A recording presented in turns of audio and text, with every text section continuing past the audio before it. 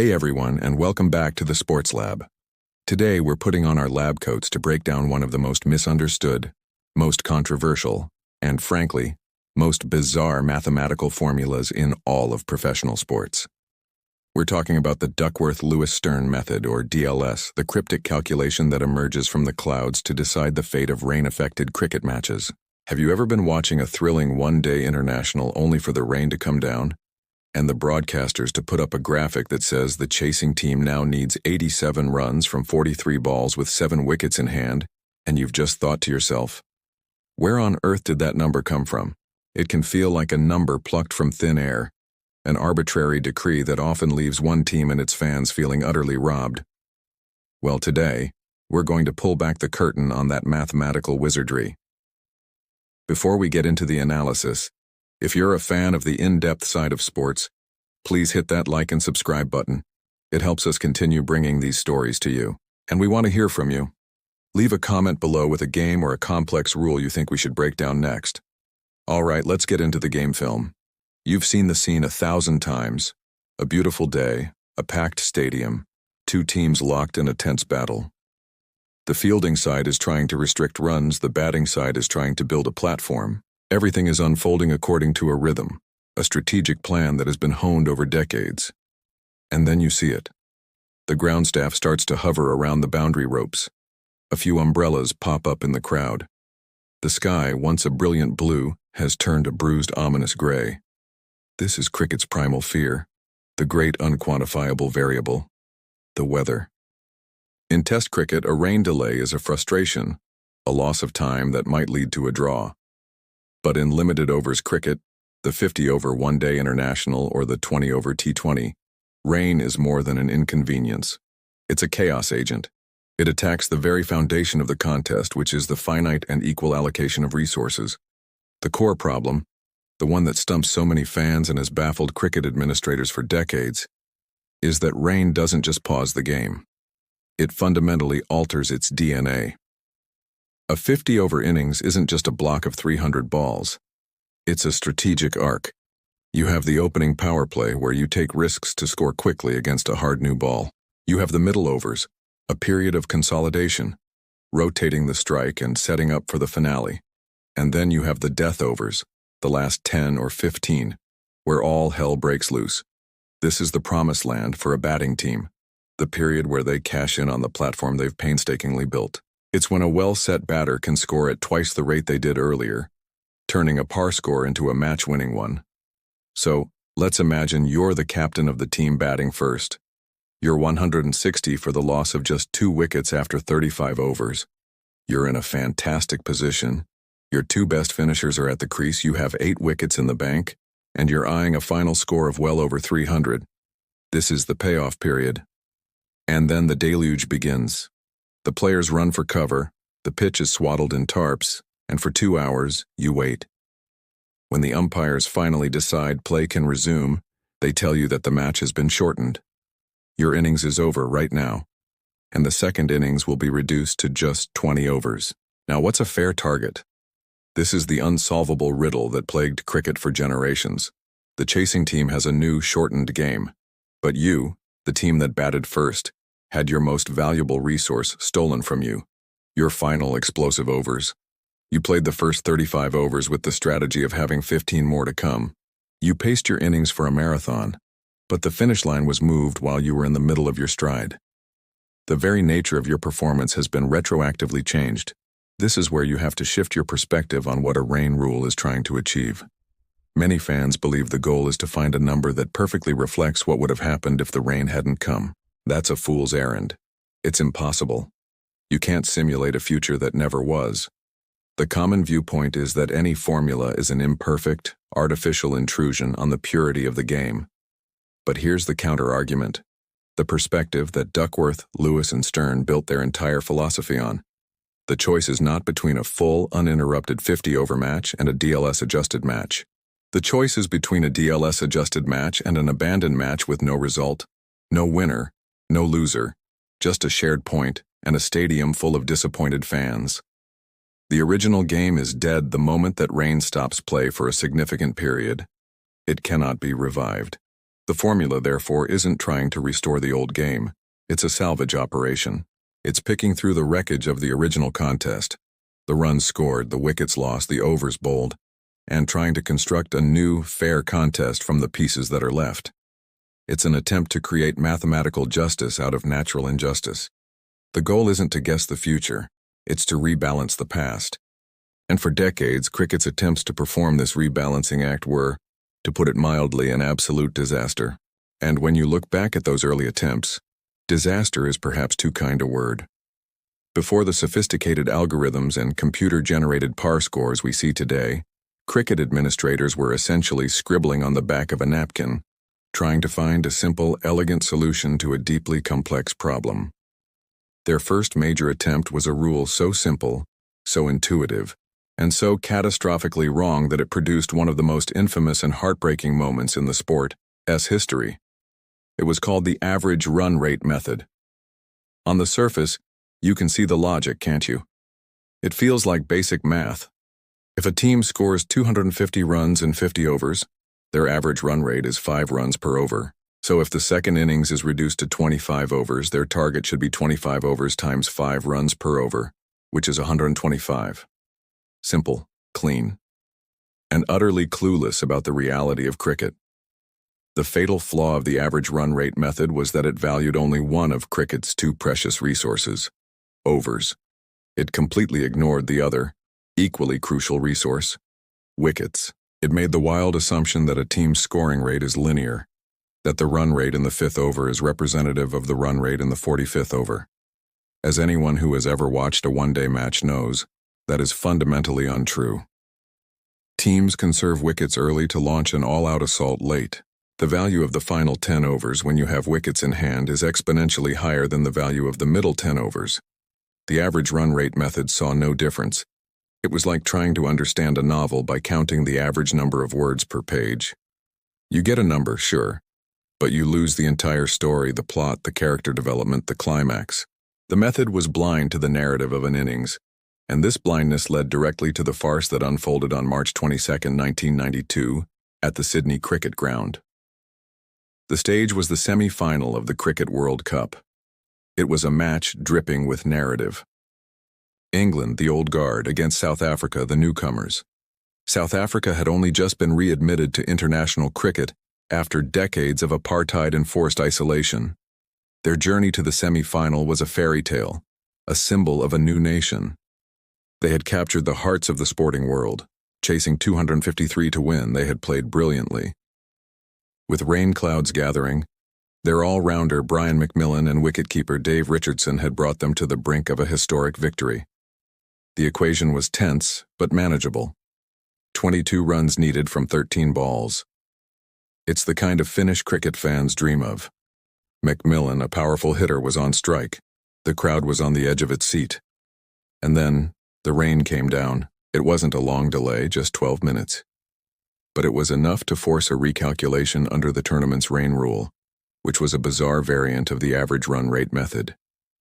The rule stipulated that the target would be reduced by the runs scored in the 2 most economical overs of the first innings. England's bowlers had managed to bowl 2 maiden overs where no runs were scored. So when the umpires reduced the innings by 2 overs, the calculation deducted 0 runs from the target. The scoreboard, which had shown 22 runs needed from 13 balls, went blank. The players waited. The crowd waited. And then the new numbers flashed up, a sequence so absurd, so nonsensical that it looked like a technical glitch.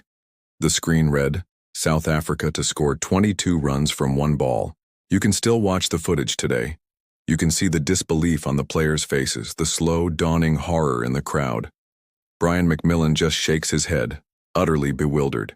He eventually, symbolically, blocked the final ball for a single run, ending the match and South Africa's dream in the most ludicrous way imaginable. They lost by 19 runs. It was a mathematical tragedy. The rule hadn't just failed, it had made a mockery of the entire contest. It had punished South Africa for the efficiency of England's bowlers in the early part of their innings, a factor that should have been completely irrelevant. It was a defining moment, an indelible stain on an otherwise fantastic tournament. So, you have to ask, why did a rule this flawed ever exist? It's easy for us now, in an era of immense data and computing power, to laugh at its simplicity. But you have to put yourself in the mindset of the time. Cricket administration was not the data-driven machine it is today. Rules were often made by committees, seeking solutions that were easy to understand and, crucially, easy to calculate without a computer. The idea of an average is seductive in its simplicity. It feels fair, even if it isn't. The 1992 incident was the moment that illusion was shattered for good. It was the sport's never again moment. The outcry was so enormous, so global, that it forced the International Cricket Council to accept that they could no longer rely on these archaic, back-of-the-envelope calculations. The sport's credibility was on the line. They needed something better. They needed a system that understood the story of an innings, not just the final score. The world was crying out for a solution, and cricket's first attempt to provide one after this fiasco was, unfortunately, just another step in the wrong direction. So after the global embarrassment of the 1992 semi-final, you can imagine the urgency within the halls of the International Cricket Council. The average run rate method was dead and buried, a laughingstock. The sport desperately needed a credible replacement, and it needed one fast. What they came up with was a system called the Most Productive Overs Method, or MPO. And on the surface, you have to give them credit for at least trying to add a layer of sophistication. They had clearly identified the key problem with the old system, its assumption of linear scoring. They understood that not all overs are created equal. Their solution, however, was a classic case of overcorrection, a clumsy attempt at nuance that created a whole new set of problems. Here's how the Most Productive Overs method worked. Let's say Team A batted first and scored 260 runs in their 50 overs. Now rain comes, and Team B's chase is reduced to 30 overs. To determine the new target, the scorers would go back through Team A's innings, find their 30 highest scoring overs, and add up the runs from just those overs. That total would become the target. Think of it like creating a highlights reel of the first innings. The system essentially said, we're going to disregard the boring bits, the quiet periods of consolidation, and base the entire chase on the most explosive, action-packed parts of the first innings. The intention, you can see, was to better represent what a team's score might have been in a shorter game. But in practice, it created a bizarre and deeply unfair distortion of reality. It had one massive, fatal flaw. It actively punished good bowling. Let's walk through a more concrete example so you can see just how perverse this system was. Imagine you're the captain of Team B, and you've won the toss and elected to field. Your game plan is simple. Use your two world-class opening bowlers to attack early and restrict the opposition during the first 10 overs. Your plan works to perfection. Your bowlers are magnificent, swinging the ball, hitting their lines, and they concede a mere 25 runs in the opening 10-over power play. It's a huge win for your team. You've built a foundation of pressure. After that, Team A's batters manage to rebuild and then accelerate, eventually reaching a competitive total of 275 in their 50 overs. Now the rain comes down, and your chase is reduced to 40 overs. Under the MPO method, the scorers will now look for Team A's 40 most productive overs. And which overs do you think are going to be discarded? That's right. Those first 10 magnificent overs from your opening bowlers, where they conceded only 25 runs, are completely erased from the calculation. Their brilliant work, the very thing that gave your team an early advantage, now counts for absolutely nothing. The new target would be calculated from the remaining 40 overs, in which Team A scored 250 runs. So your team, Team B, now has to chase 250 in 40 overs. This is a significantly harder task than the original run rate would have suggested. The MPO system created a fantasy target based on an imaginary innings where your best bowlers never even showed up. It created a scenario where the better your bowlers performed in the early stages, the more they were penalized by the rain calculation. It's a system that is fundamentally at odds with the spirit of cricket, which is a battle between bat and ball. The MPO method effectively said that only the bat's contribution mattered when it came to recalculating a target. This was the system in place for the 1996 World Cup, and while it didn't produce a single moment of infamy as stark as the 1992 semi-final, its inherent unfairness was a constant, simmering issue throughout the tournament. So what were the administrators thinking? Again, you have to try and reverse engineer the logic, however flawed it might seem to us now. Their hearts were in the right place. They were trying to answer the question, what would Team A have scored if they knew from the start that they only had 30 overs? They reasoned that the team would have played more aggressively, so they tried to create a target that reflected that hypothetical aggression. By taking their most productive overs, they were attempting to simulate a full-throttle innings. It was a step forward in one sense. It was the first time a rain rule had tried to account for strategic intent. It acknowledged that the game is not a flat line, but the method was just too crude. It was a sledgehammer trying to perform brain surgery. By isolating only the highest-scoring overs, it ignored the crucial context of the game, the quality of the bowling, the state of the pitch, the pressure of the match situation. It failed to understand that low-scoring overs are often a result of brilliant, incisive bowling, and that should be rewarded, not written out of the history of the game.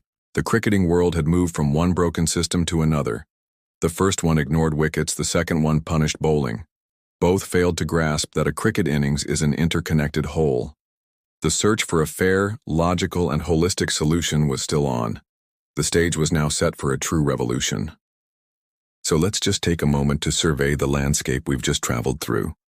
By the mid-1990s, the sport of one-day cricket had a massive, festering wound, and the so-called cures were proving to be just as toxic as the disease. You had the average run rate method, a system so blunt it was capable of producing the mathematical insanity of 22 runs needed from one ball. It was a system that saw no difference between 250 runs scored in a blaze of glory with no wickets lost, and 250 runs scrambled for, with the last pair of batters at the crease. It was blind to the concept of risk and reward. In the rubble of that system's failure, cricket then erected the most productive overs method, a system that, in its clumsy attempt to be clever, managed to punish teams for being good at one of the sport's core disciplines: bowling.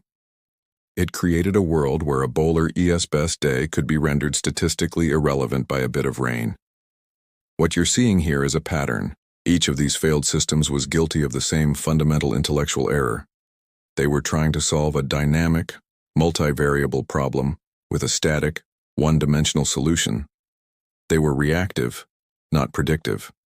They were only capable of looking backward at the runs that had already been scored, and then performing a simple, crude arithmetic operation on them. The average run rate method just calculated a mean. The most productive overs method just cherry-picked the highest values. Neither system had any concept of a team's future potential. They couldn't grasp the idea that a team's ability to score in the future was directly tied to the resources they still had available to them right now. This was the conceptual leap that cricket had been unable to make. To put it another way, imagine you're trying to manage your personal finances. The old rain rules were like using a simple pocket calculator. The calculator can tell you that you spent an average of $100 a day last month. It can tell you what your single biggest expense was, but it can't tell you anything meaningful about your financial future. Now compare that to a sophisticated financial modeling software. That software doesn't just look at what you've spent. It takes into account your current bank balance, your income, your age, your investment portfolio, and your savings rate. It uses all those variables to project your financial health decades into the future. It understands that your potential to earn and grow your wealth is based on the resources you currently possess. This is the difference. The ARR and MPO methods were the pocket calculator, making simple, often misleading calculations based on past events. What the sport was crying out for was the financial modeling software. It needed a system that could look at the current state of a match. 35 overs bowled, 15 overs remaining, 2 wickets down, 8 wickets in hand, and make a statistically robust projection of what that team was likely to achieve. It needed to stop just looking at the score and start understanding the value of the resources that generate the score. But to get to that point, cricket had to undergo a significant cultural shift.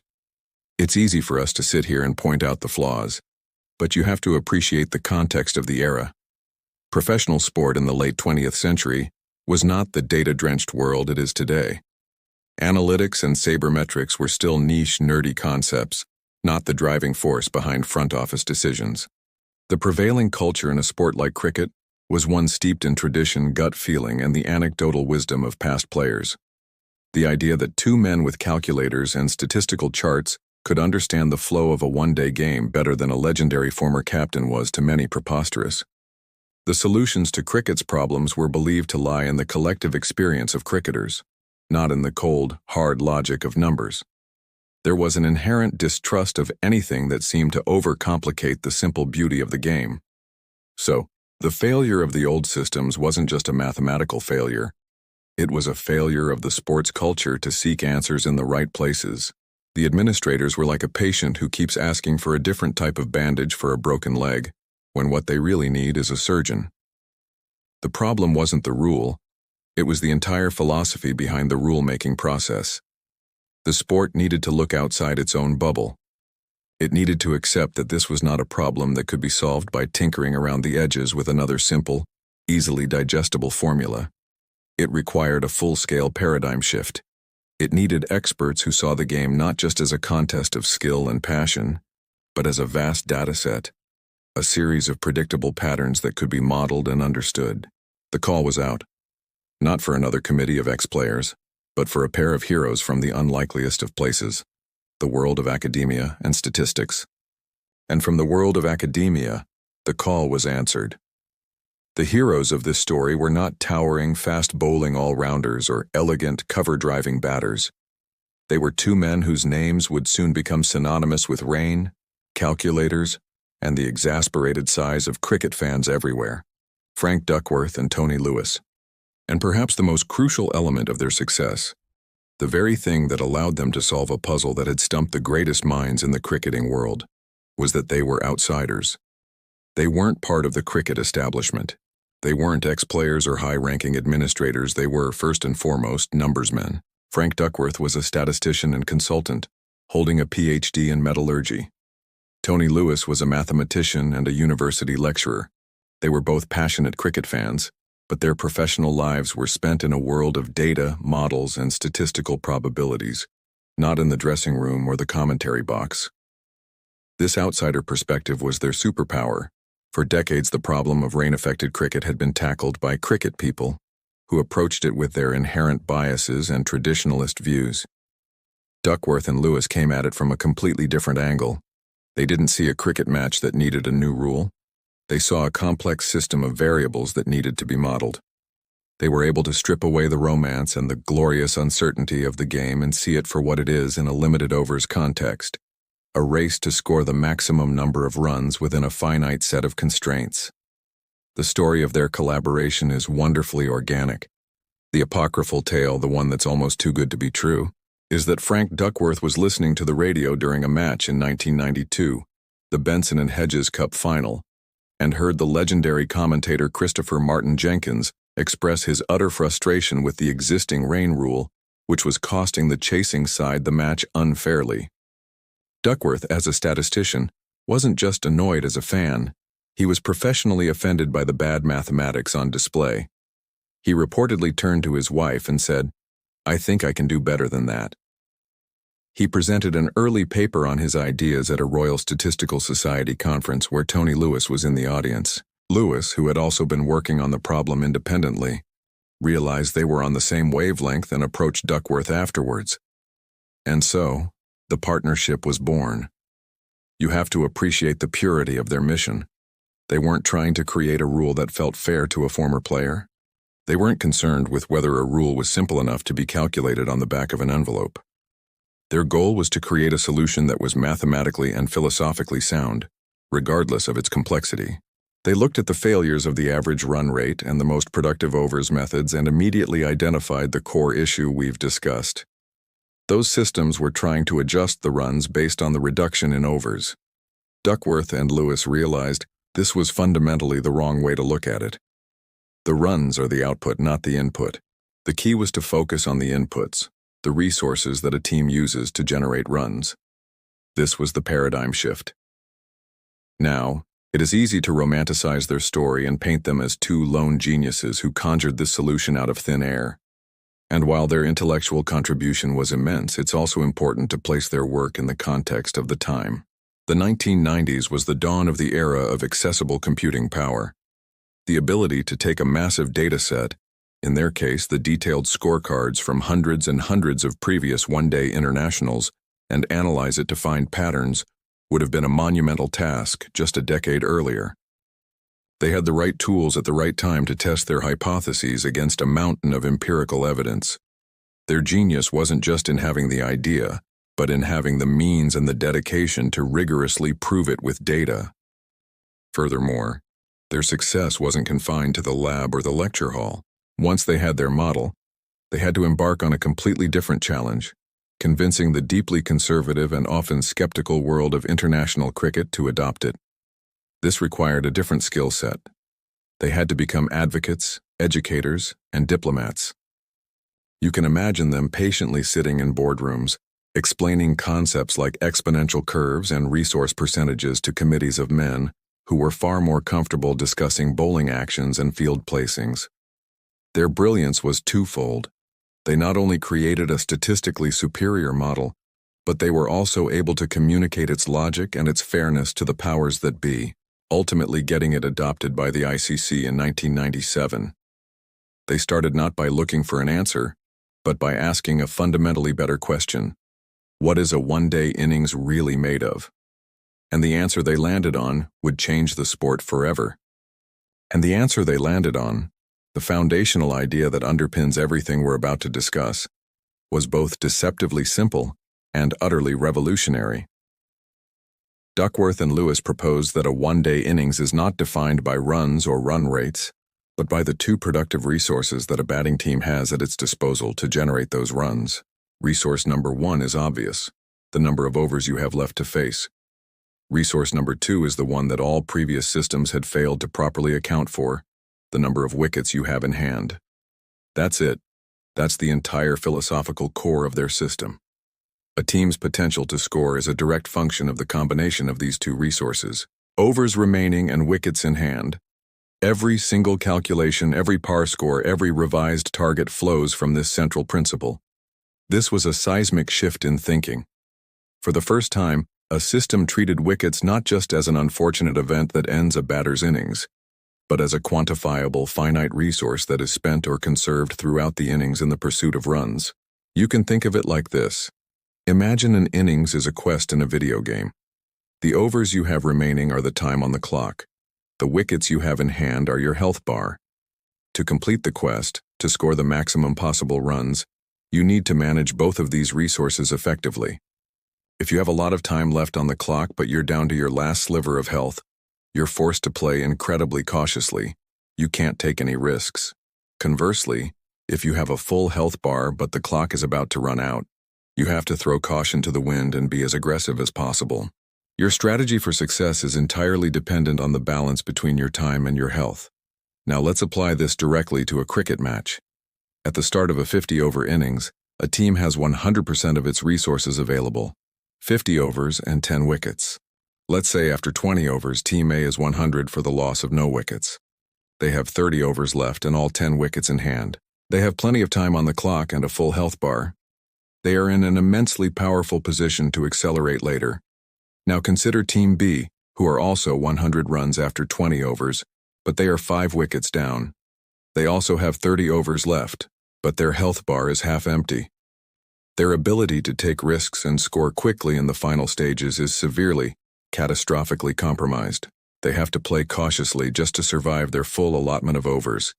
To the old rain rules, if the rain came at that 20-over mark, these two teams were in a very similar position because their run rate was identical, but to Duckworth and Lewis, they were in completely different universes. The first team had a huge percentage of their total resources remaining, while the second team had already burned through a massive chunk of theirs. This is the genius of the concept. It understands that there's a dynamic trade-off between overs and wickets throughout an innings. In the opening power play, you might spend a wicket or two, your health, in order to score quickly and get ahead of the clock. In the middle overs, you focus on conserving your health bar, wickets, while keeping the clock ticking over, rotating the strike. Then in the final 10 overs, when the time is about to run out, you aggressively spend your remaining health, cashing in all those wickets you saved in the pursuit of rapid scoring. The DL method was the first system designed to mathematically map out the value of this trade-off at every single stage of an innings.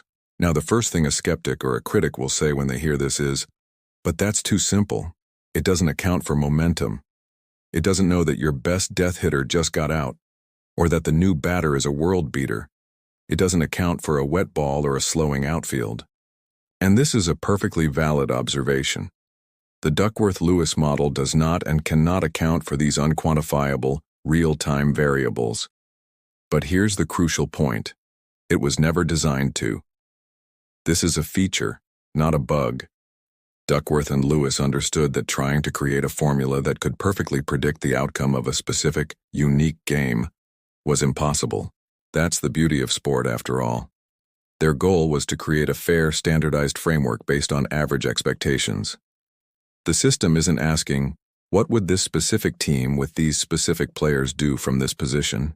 It's asking, historically, based on the data from thousands of matches, what is a team with X overs left and Y wickets in hand expected to score on average? It's about probability, not prophecy. By stripping the game down to its two core measurable resources, they created a stable, objective baseline against which a team's performance could be measured, free from the chaotic and unpredictable elements of form and momentum. They had their core philosophy. The next challenge was turning that elegant concept into a functional, working model. So Duckworth and Lewis had their elegant, powerful, central idea. An innings is made of two resources, overs and wickets.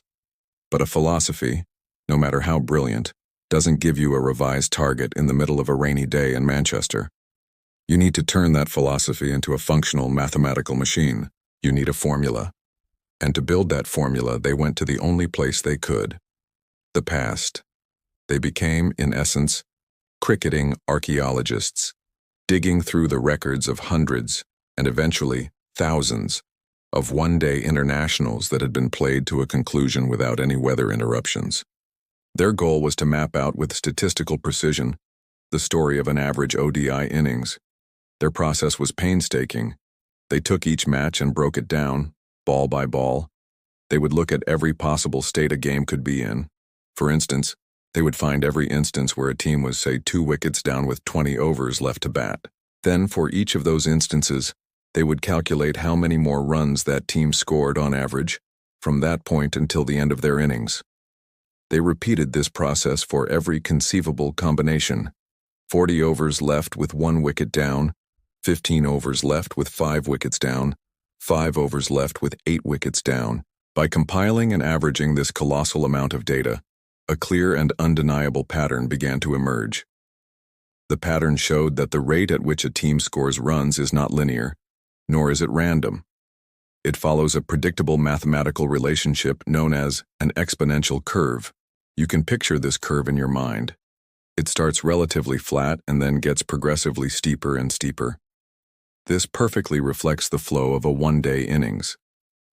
In the early overs, with lots of resources available, teams score at a steady, conservative rate. As the innings goes on and they still have wickets in hand, the curve starts to tick upwards. Then, as they enter the final 10 or 15 overs, the curve shoots upwards almost vertically, representing the explosive scoring of the death overs. What Duckworth and Lewis did was to mathematically model this curve. Their formula essentially said that the percentage of resources a team has remaining is a function of the overs they have left and the wickets they have lost, and this function follows a standard exponential decay pattern. From this model, they produced the now famous Duckworth-Lewis table. This table is the engine room of the whole system. It asks a grid that shows you the percentage of resources a team has remaining at any point in the innings. For example, at the very start of the innings, 50 overs to go, 0 wickets down, you have 100% of your resources. If you bat for 25 overs and don't lose a wicket, you might have, for illustrative purposes, around 58% of your resources left. You've used 50% of your overs, but because the remaining overs are more valuable, you've used less than 50% of your total scoring potential. But now let's say you're also 25 overs in, but you've lost 5 wickets. A quick look at the DL table would tell you that you now only have maybe 37% of your resources left. Same number of overs used, but the loss of wickets has drastically depleted your remaining potential.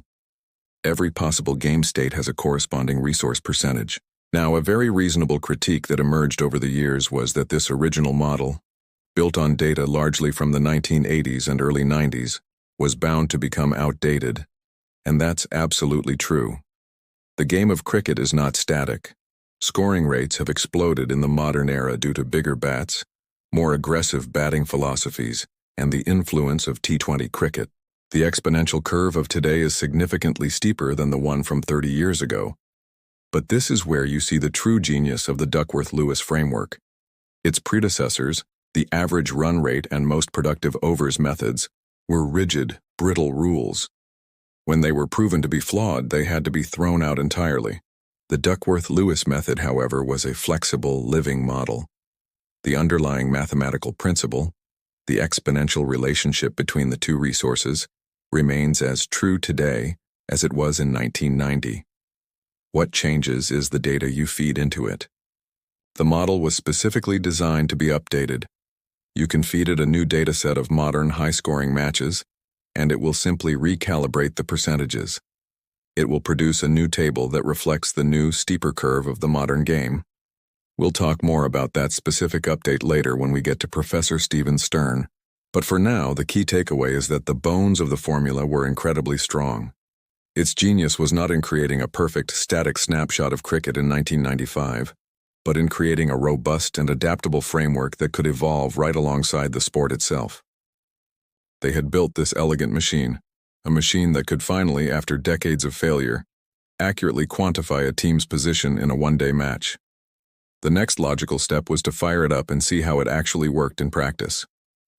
Alright, so we've established the philosophy and we've seen how the model was built from historical data.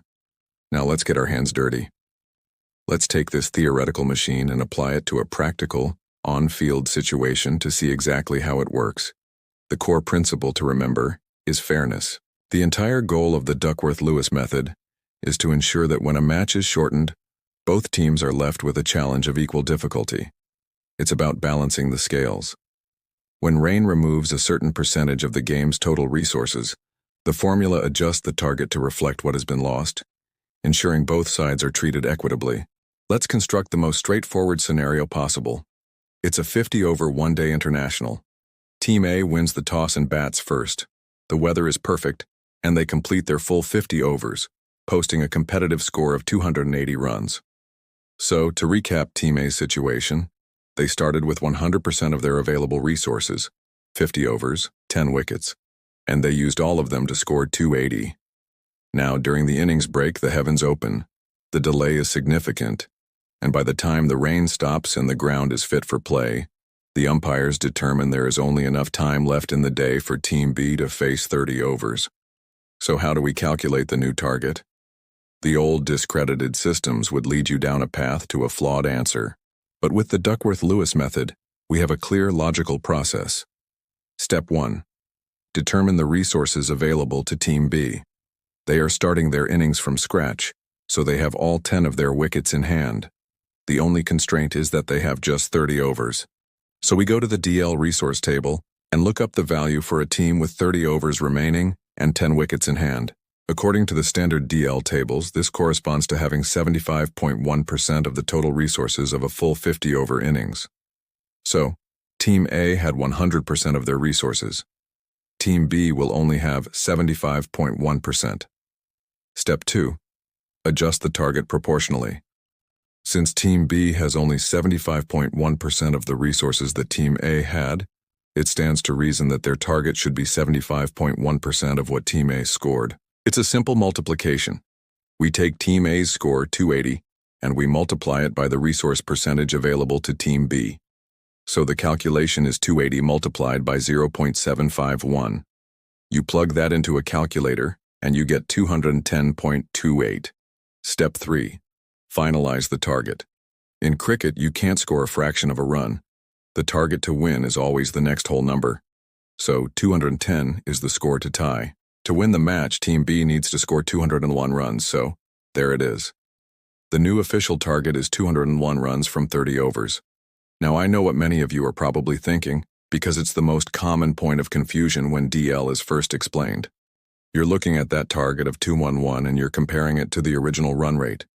Team A scored 280 in 50 overs, for a run rate of 5.6 runs per over. If you just naively applied that run rate to the new 30-over innings, this is where you have to go back to the core philosophy of resources. The DL method is much smarter than a simple run rate calculation because it understands a fundamental truth about cricket strategy. A team batting for only 30 overs plays in a completely different way to a team batting for 50 overs. They have the immense luxury of not having to conserve their wickets for as long. Think about it in terms of our video game analogy.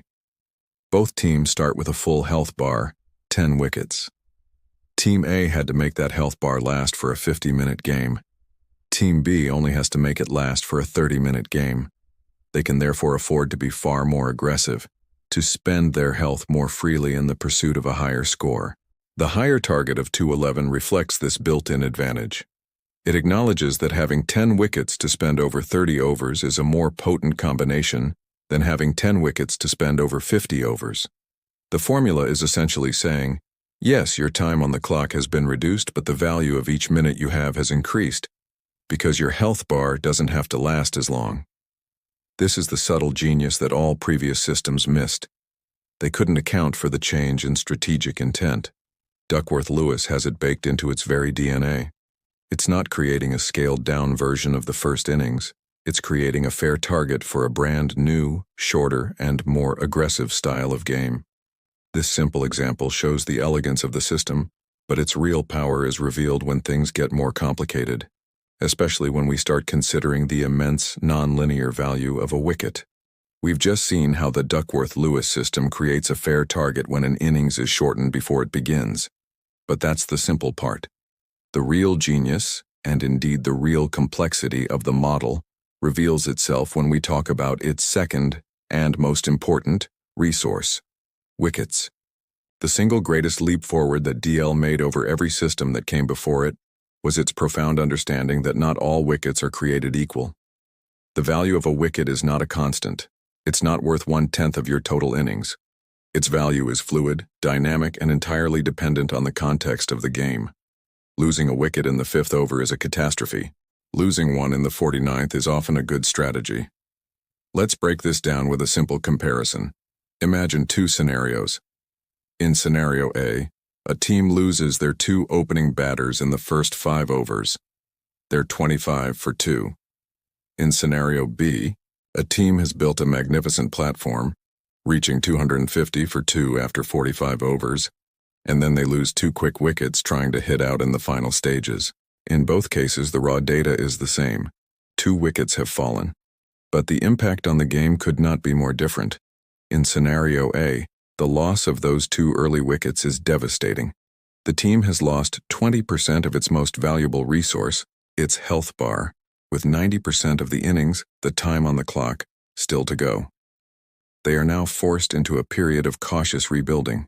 Their entire strategic approach has been compromised, and their projected final score plummets. In scenario B, the loss of 2 wickets is almost an irrelevance. With only a few overs left, the team's primary goal is to score as fast as possible. Those wickets are an expendable resource, a currency to be traded for boundaries. Their loss barely affects the team's final score. Duckworth-Lewis is the only system in history that can mathematically distinguish between the impact of scenario A and scenario B. It does this by understanding that the combined value of the overs and wickets resource depletes at a different rate depending on when you lose your wickets. To see this in action, let's look at a more complex calculation, where an interruption happens in the middle of the first innings. Let's say Team A is batting first in a 50-over game. They get into deep trouble. After 25 overs, they are struggling at 100 for the loss of 5 wickets. Here's the DL process. First, we assess the resources Team A had and what they had left. At the start of the innings, 50 overs, 0 wickets lost. They had 100% of their resources. When the rain came, they had 25 overs remaining and 5 wickets in hand, meaning 5 wickets lost. We go to our resource table and find the corresponding percentage for this state.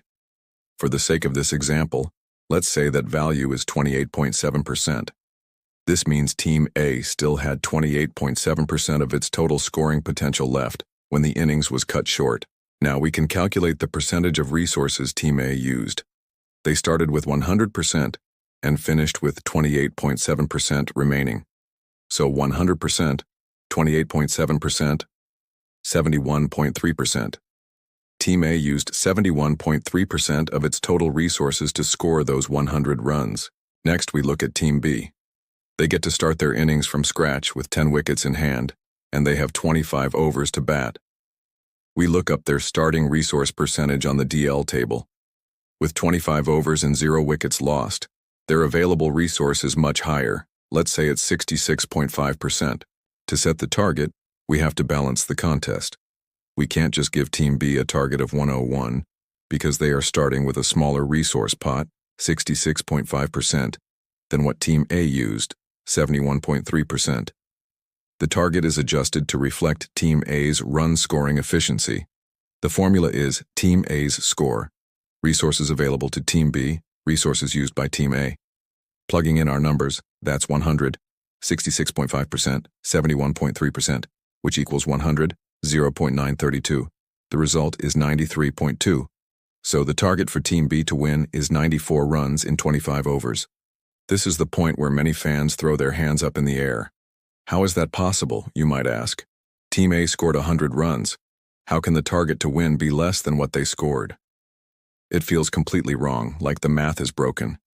But this is the absolute core genius of the system. The target is lower because Team A played with extreme inefficiency.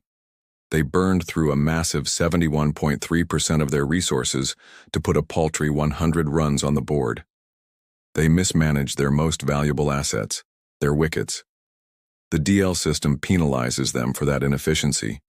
It rebalances the match by saying to Team B, "The team before you was incredibly wasteful. They used a large investment to produce a poor return. Your investment is smaller, so your target is proportionally smaller, reflecting the poor standard of resource management that has been set." It's a system of economic justice. It's not just about how many runs you score, but about how intelligently you use your resources to score them. This was the complex, counterintuitive, but brilliantly logical system that was about to be unleashed on an unsuspecting cricketing world. So there you have it. A system of beautiful, if somewhat bewildering mathematical logic. After years of development, rigorous testing against historical data, and a long campaign of convincing the sport's governing bodies, the Duckworth-Lewis method was finally ready. It had moved from the pages of statistical journals and academic conferences into the official rulebook of the International Cricket Council.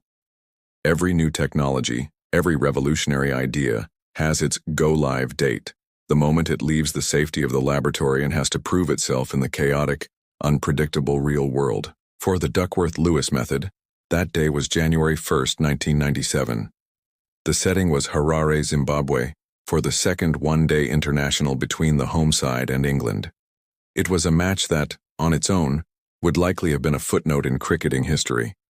But it is now remembered for being the first time this strange new formula was put to the test in the heat of international competition. England batted first, and thanks to a fine century from their captain, Alex Stewart, they posted a respectable total of 246. The stage was set for a competitive chase. Zimbabwe, a talented and often underrated side in that era, began their reply steadily. Led by their captain Alistair Campbell and the gifted Grant Flower, they reached 61 for the loss of 2 wickets after 14 overs. They were laying a solid foundation, keeping up with the required rate, and the match was evenly poised. And then, as if on cue for this historic occasion, the rain came down. You can imagine the scene. In commentary boxes and press rooms around the world, there must have been a palpable sense of anticipation and perhaps a little bit of dread. For years, rain delays had meant scrambling for calculators to perform the flawed arithmetic of the average run rate or the most productive overs. The results were often confusing and controversial. Now, for the first time, the umpires were armed with the official Duckworth-Lewis charts. While the rain fell, a calculation was being made, one that was far more complex than anything that had come before it. The commentators had to try and explain to a global audience this new system they barely understood themselves, a system based on exponential curves and resource percentages. When play finally resumed, the match had been shortened. Zimbabwe's innings was now reduced to 38 overs in total. Their new target was announced 186 to win. This meant they needed another 125 runs from the remaining 24 overs. It was a challenging but eminently gettable target. It felt reasonable. There was no scoreboard absurdity, no sense of one team being utterly cheated. The equation made logical sense. And what followed was a tense, exciting conclusion to a cricket match. Zimbabwe, spurred on by their home crowd, played brilliantly. Alistair Campbell went on to score a magnificent match-winning 80 not out, and Zimbabwe reached their revised target with 7 wickets in hand and 5 balls to spare. In the grand scheme of things, the result was a triumph for the Duckworth-Lewis method. Its very first outing had produced a clear, decisive winner in a rain-affected game that felt like a genuine contest right to the end. It had avoided the farcical conclusions of its predecessors and passed its first public test with flying colors. The match finished not with a shrug of bewildered acceptance, but with the roar of a home crowd celebrating a hard-fought victory. It was the best possible debut Duckworth and Lewis could have hoped for. However, the idea that the system was immediately and universally embraced is a bit of a myth. The old guard of cricket, the traditionalists who valued the game's unquantifiable feel over statistical tables, remained deeply skeptical. To them, this was an overly complicated, almost soulless intrusion of academia into the glorious uncertainty of sport. There were skeptical whispers in press boxes and dressing rooms. Players, in particular, were in a difficult position. Their entire careers had been based on an intuitive understanding of the game's flow. Now they had to contend with the fact that a rain cloud on the horizon might trigger a complex formula that could completely change the strategic demands of the match. How do you pace an innings when you know a statistician's chart might retroactively alter the value of your performance? The initial reception, therefore, wasn't a universal standing ovation. It was more like a slow, cautious acceptance. It worked, yes. It was clearly better than the nonsense that came before it. But there was an uneasy truce between the cricketing world and this new mathematical overlord. The DL method had proven its technical competence, but it hadn't yet won the hearts and minds of the entire community. That would be a much longer battle. This first match was a crucial first step, a successful proof of concept. But the system's resilience would be tested time and time again in the years to come, especially as the very nature of one-day cricket began to undergo a radical and explosive transformation that no one, not even Duckworth and Lewis, could have fully predicted. For a number of years after its introduction, the Duckworth-Lewis method settled into its role. It handled rain delays in one-day internationals with a level of fairness and consistency that was light years ahead of what came before. There were still grumbles, of course. There were still moments of confusion, and fans of a losing side were always quick to blame the faceless formula. But on the whole, it had brought a welcome sense of order to the chaos of rain-affected cricket. The system seemed robust, but the sporting world never stands still. And in the early 2000s, a new sound began to echo around cricket grounds in England, a sound of booming sixes, frenetic running, and non-stop action. It was the sound of a cricketing meteorite hurtling towards the established order, a format that would change the economics, the strategy, and the very rhythm of the game forever. It was called 2020. T20 cricket, which was officially launched professionally in 2003, was a completely different beast. It took the 50-over format and put it in a pressure cooker. An entire innings was compressed into just 20 overs, a mere 120 balls. This wasn't just a shorter version of the same game, it was a fundamental strategic rewiring. The leisurely narrative arc of a 50-over innings, the cautious start, the mid-innings consolidation, the final explosive flourish was gone. A T20 innings was all flourish. There was no time to build a platform. You had to be launching rockets from ball one. Batters were encouraged to take extreme risks from the outset, and the expected scores reflected that.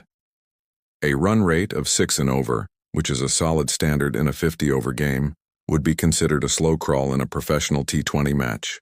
This new, hyper-aggressive format presented a serious challenge to the mathematical foundations of the Duckworth-Lewis method.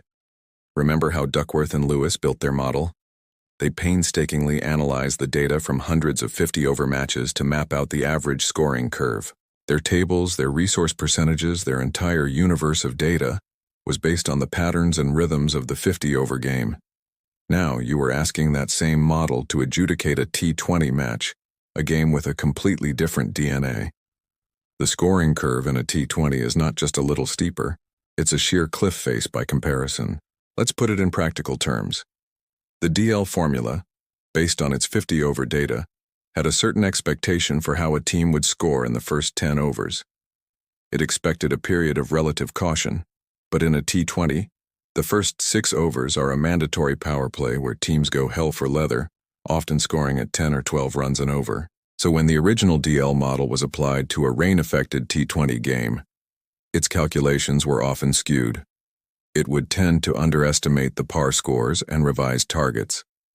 Its internal brain, fed on a diet of comparatively sedate 90s cricket, couldn't fully comprehend the relentless aggression of this new format. It was like using a map of 19th century London to navigate the modern-day city.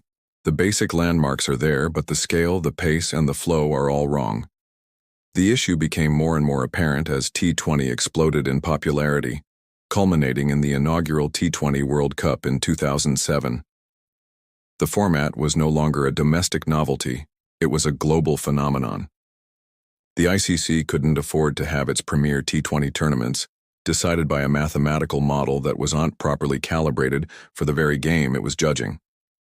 The system, which had been a revolutionary solution for the problems of the 20th century, was suddenly playing catch-up with the realities of the 21st.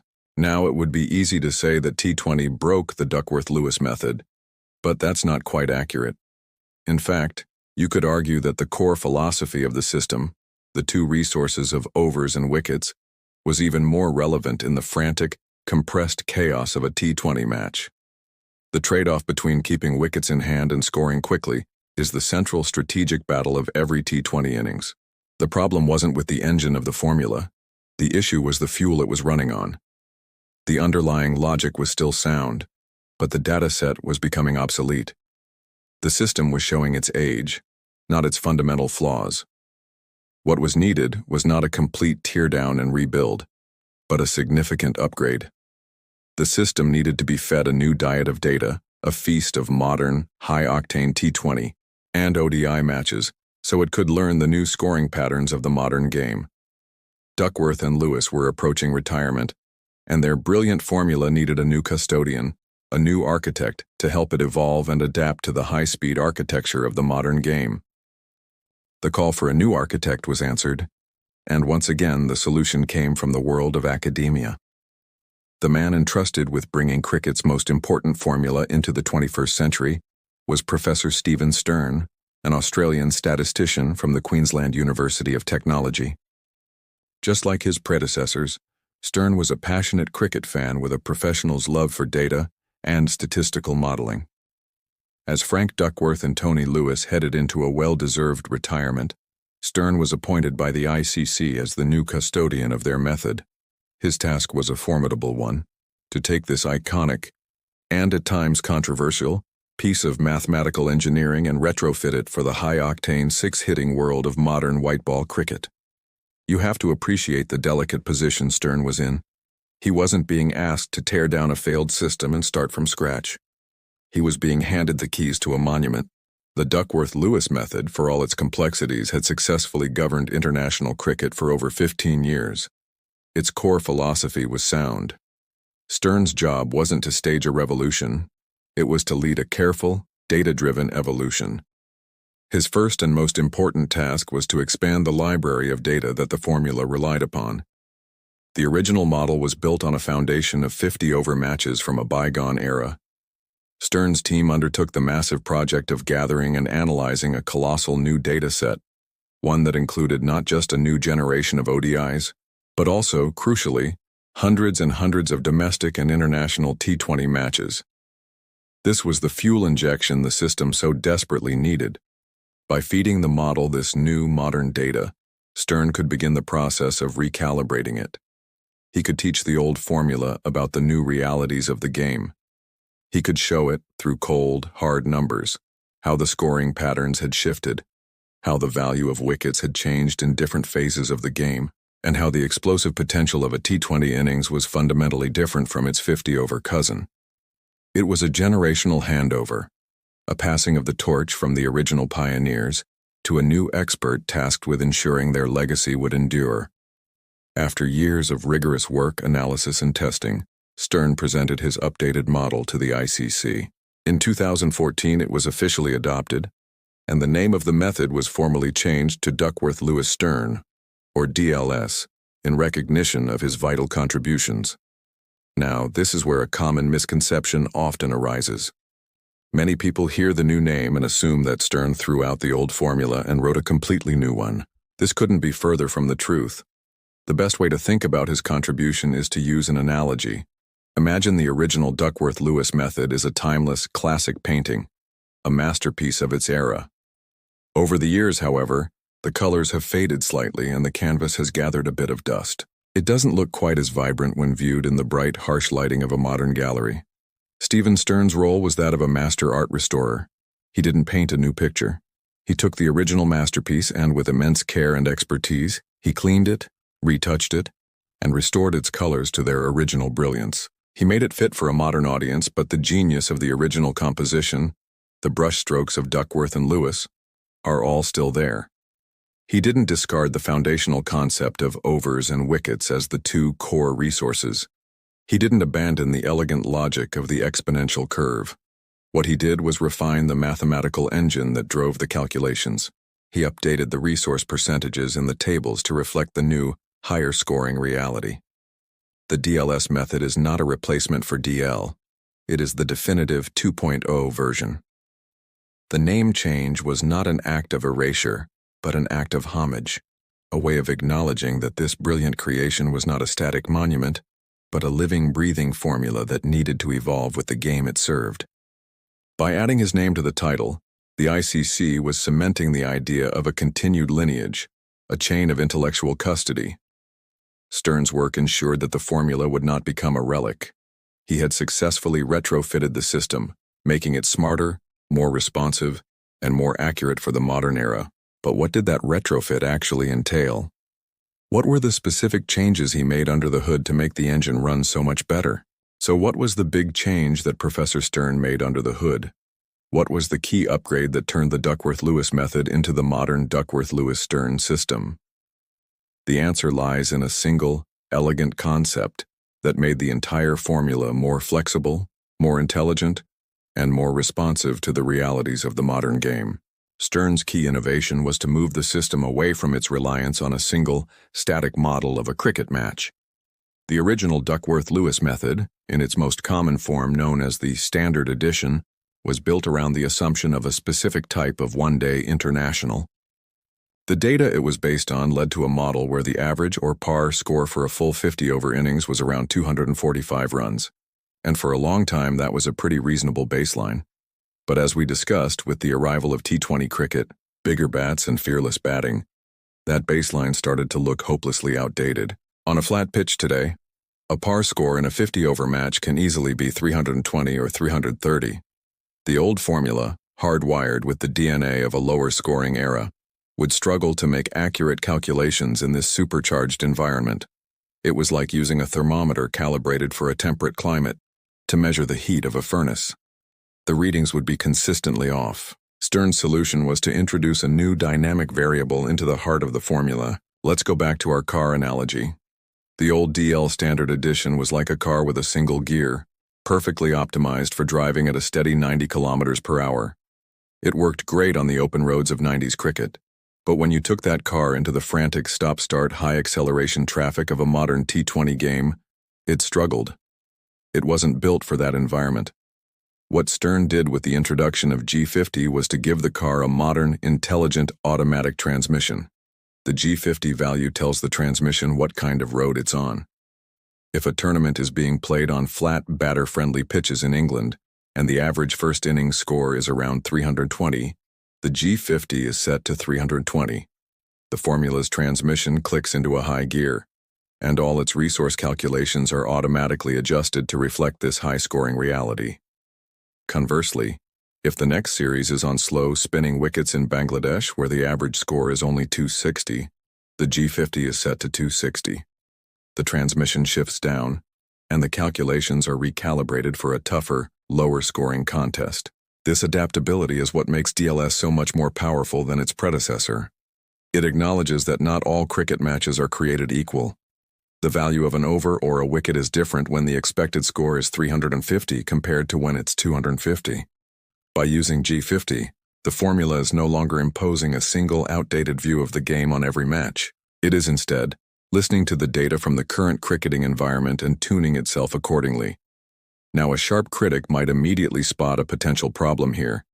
You might be thinking, hang on a minute, if you're introducing a variable like G50 that you can change, aren't you making the formula subjective? Who gets to decide what the G50 is? Couldn't they just manipulate it to favor one team? This is a crucial point, but it's based on a misunderstanding of how G50 is used. It is not a number that's picked out of thin air on the day of a game. It is determined beforehand, based on a rigorous statistical analysis of recent historical data for the teams, the ground, and the format. It's a controlled variable, not a random one. This customization is a feature, not a bug. It allows the formula to be tailored to the specific conditions of the contest, making it more fair, not less. It is about making the tool fit the job, not forcing every unique cricketing job to fit one old, worn-out tool. Thanks to Stern's work and the concept of G50, the formula was now a truly modern piece of technology, ready for the dynamic challenges of the contemporary game. With its new dynamic engine powered by the G50 concept, the Duckworth-Lewis-Stern system was now a truly formidable piece of technology. It was no longer just a tool for calculating a revised target during an innings break. Its real strength, its true purpose in the modern game, is its ability to function in real time, dynamically adjusting to the chaos of multiple interruptions during a live run chase. This is where you see the full power of Stern's updated model, and it's also where most of the on-air confusion tends to happen. To see it in all its complex glory, let's paint a picture. Imagine the final of the T20 World Cup. The atmosphere is electric. Team A has batted first, and, through a mix of explosive hitting and clever batting, they've posted a formidable total of 180 for 6 in their 20 overs. It's a score that's defendable, but by no means unbeatable. The pressure is immense. Team B begins their chase. They know they need to get off to a flying start. They come out with aggressive intent and, at the end of the 6-over power play, they are 60 for the loss of 1 wicket. They're in a great position, slightly ahead of the required run rate, and the game is hanging on a knife's edge. And then, the first twist. The covers come on as a sharp shower sweeps across the ground. After a 45-minute delay, the umpires decide that 3 overs will be lost from the match. Team B's innings is now 17 overs long.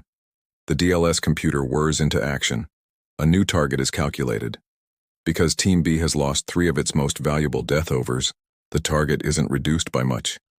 Let's say the new official target is 168 runs to win from their 17 overs. So, having already scored 60, they now need 108 more runs from the remaining 11 overs. At this point, the broadcasters will also flash up the DLS par score. This is the score that Team B should have been on after 6 overs to be perfectly on track for their new target of 168. Let's say that par score is 57. Since Team B is 61, they are currently +3 runs ahead of the DLS par score. They are at this moment winning the rebalanced game. Play resumes. Team B continues their chase, but Team A's bowlers fight back brilliantly. They take 2 quick wickets, and while the runs keep coming, the pressure mounts. After 11 overs of their now 17-over innings, Team B is 120 for the loss of 3 wickets. And then, the second twist. The rain returns, and this time it's heavier. The players are off again. The delay is long, and it becomes clear that no more play will be possible. The umpires make the call. The match is over. The result will be decided by DLS. So, who wins the World Cup? It all comes down to the par score at the exact point the match was called.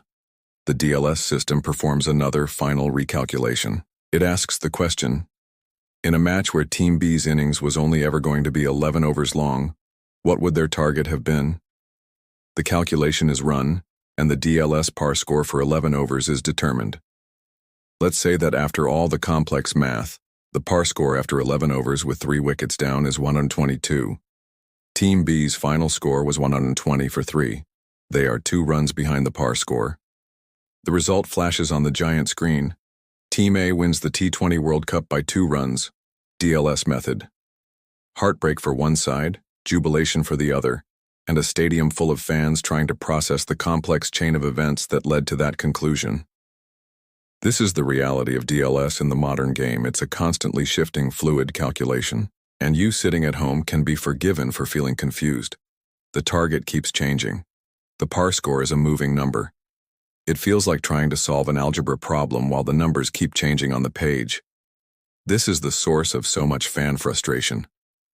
But here's the crucial change in perspective. The DLS system isn't creating this complexity. It is simply reflecting the complexity of the situation that the weather has created. Its dynamic nature is its greatest strength. Think of the on-screen par score not as a source of confusion, but as a live win predictor. It's a virtual scoreboard that gives you a perfect, moment-by-moment snapshot of who is ahead in the rebalanced contest. When Team B is plus 3, they're in the driver's seat. When they slip to 2, they've fallen behind. It provides a constant, objective measure of the state of the game. The complexity is a sign of its precision, not its fallibility.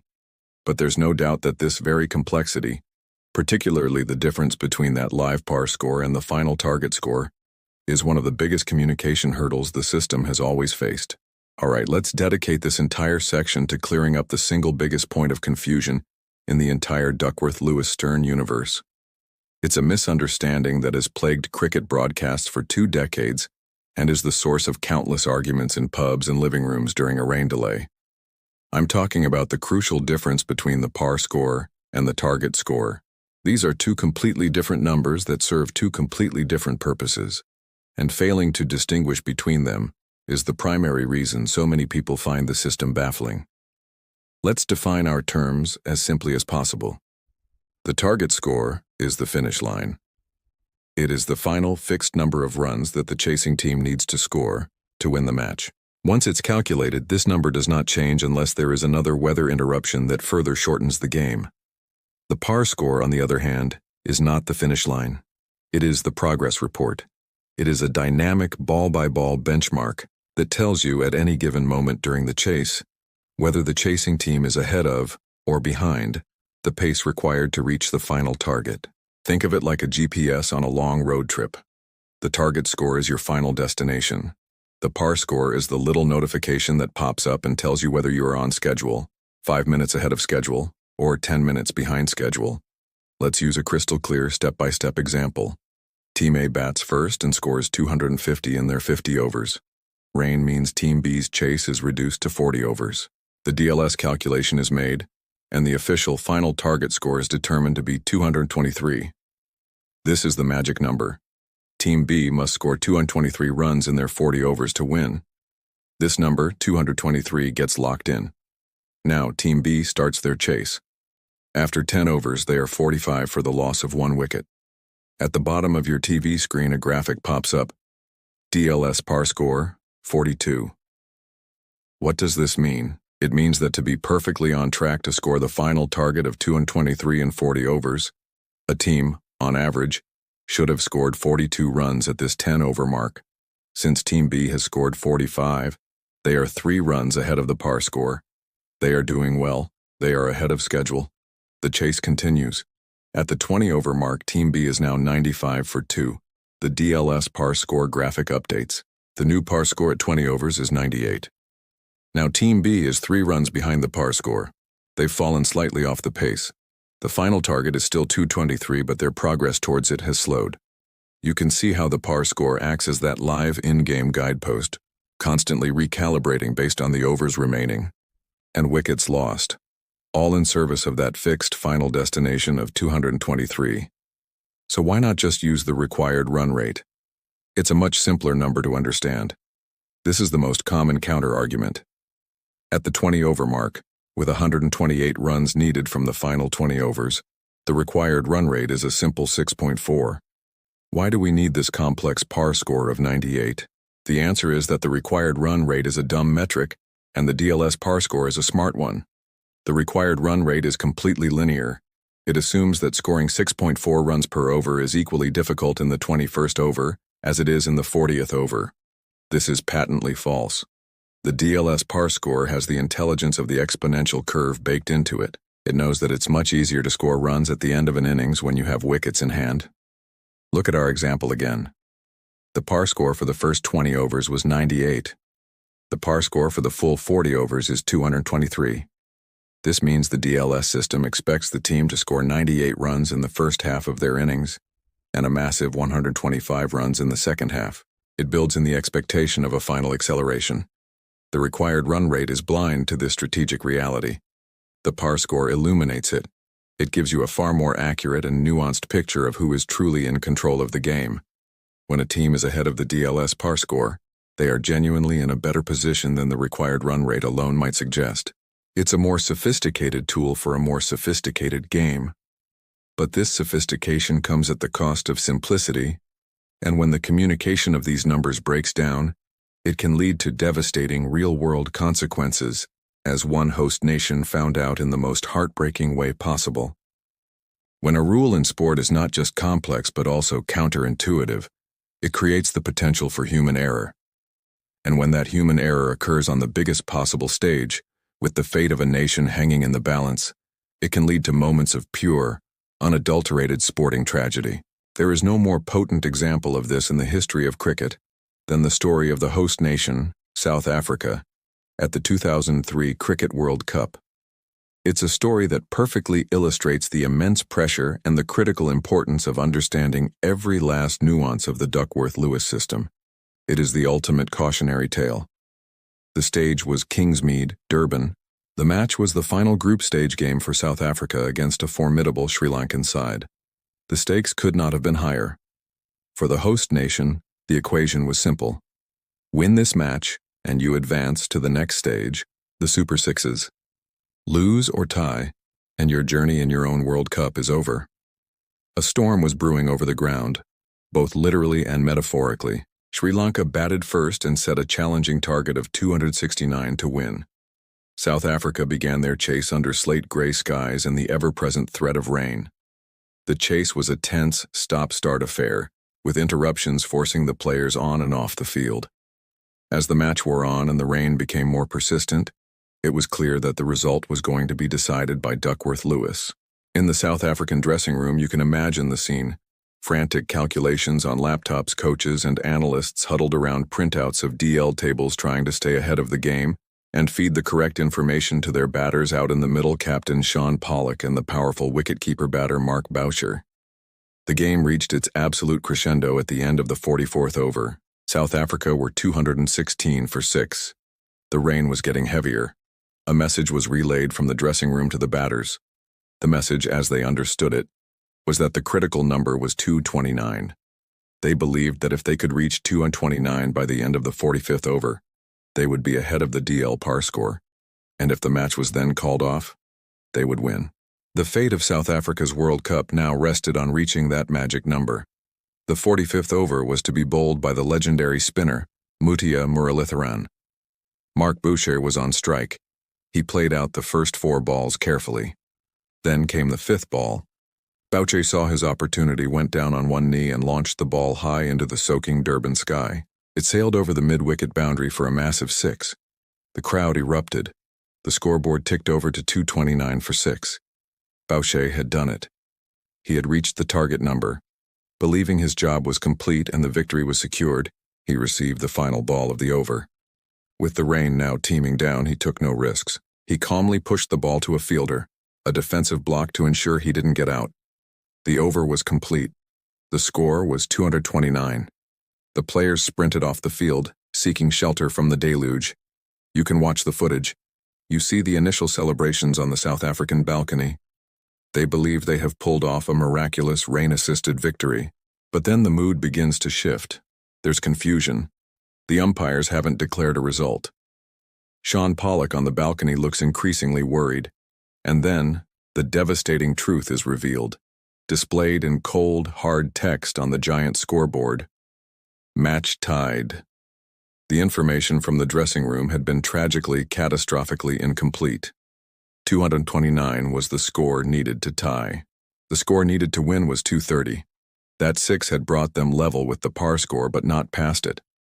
By blocking that final ball instead of scrambling for a single, Boucher had sealed his nation's fate. The tie was not enough. South Africa, the hosts, were eliminated from their own World Cup. In the aftermath, it's easy to point the finger at Mark Boucher. He was the man in the middle who blocked the final ball. But that's a gross oversimplification. The real culprit was a systemic failure of communication under the most intense pressure imaginable. The information given to the batters was fatally flawed. The distinction between the par score to tie and the target to win was somehow lost in translation between the laptop and the cricket pitch. It was a tragedy born from the complexity of the very rule that was designed to bring a fair result. It showed the world that DLS wasn't just a background calculation, it was an active participant in the game's strategy. And it raised a deeply uncomfortable question. Does a system this complex, a system that can lead a team to play for a tie thinking it's a win, create a strategic environment that is fundamentally flawed?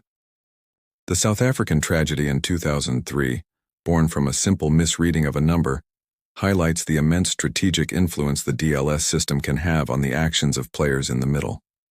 This leads us directly to one of the most fascinating and persistent criticisms leveled against the formula: the accusation that it actively encourages reckless and, at times, strategically bizarre behavior.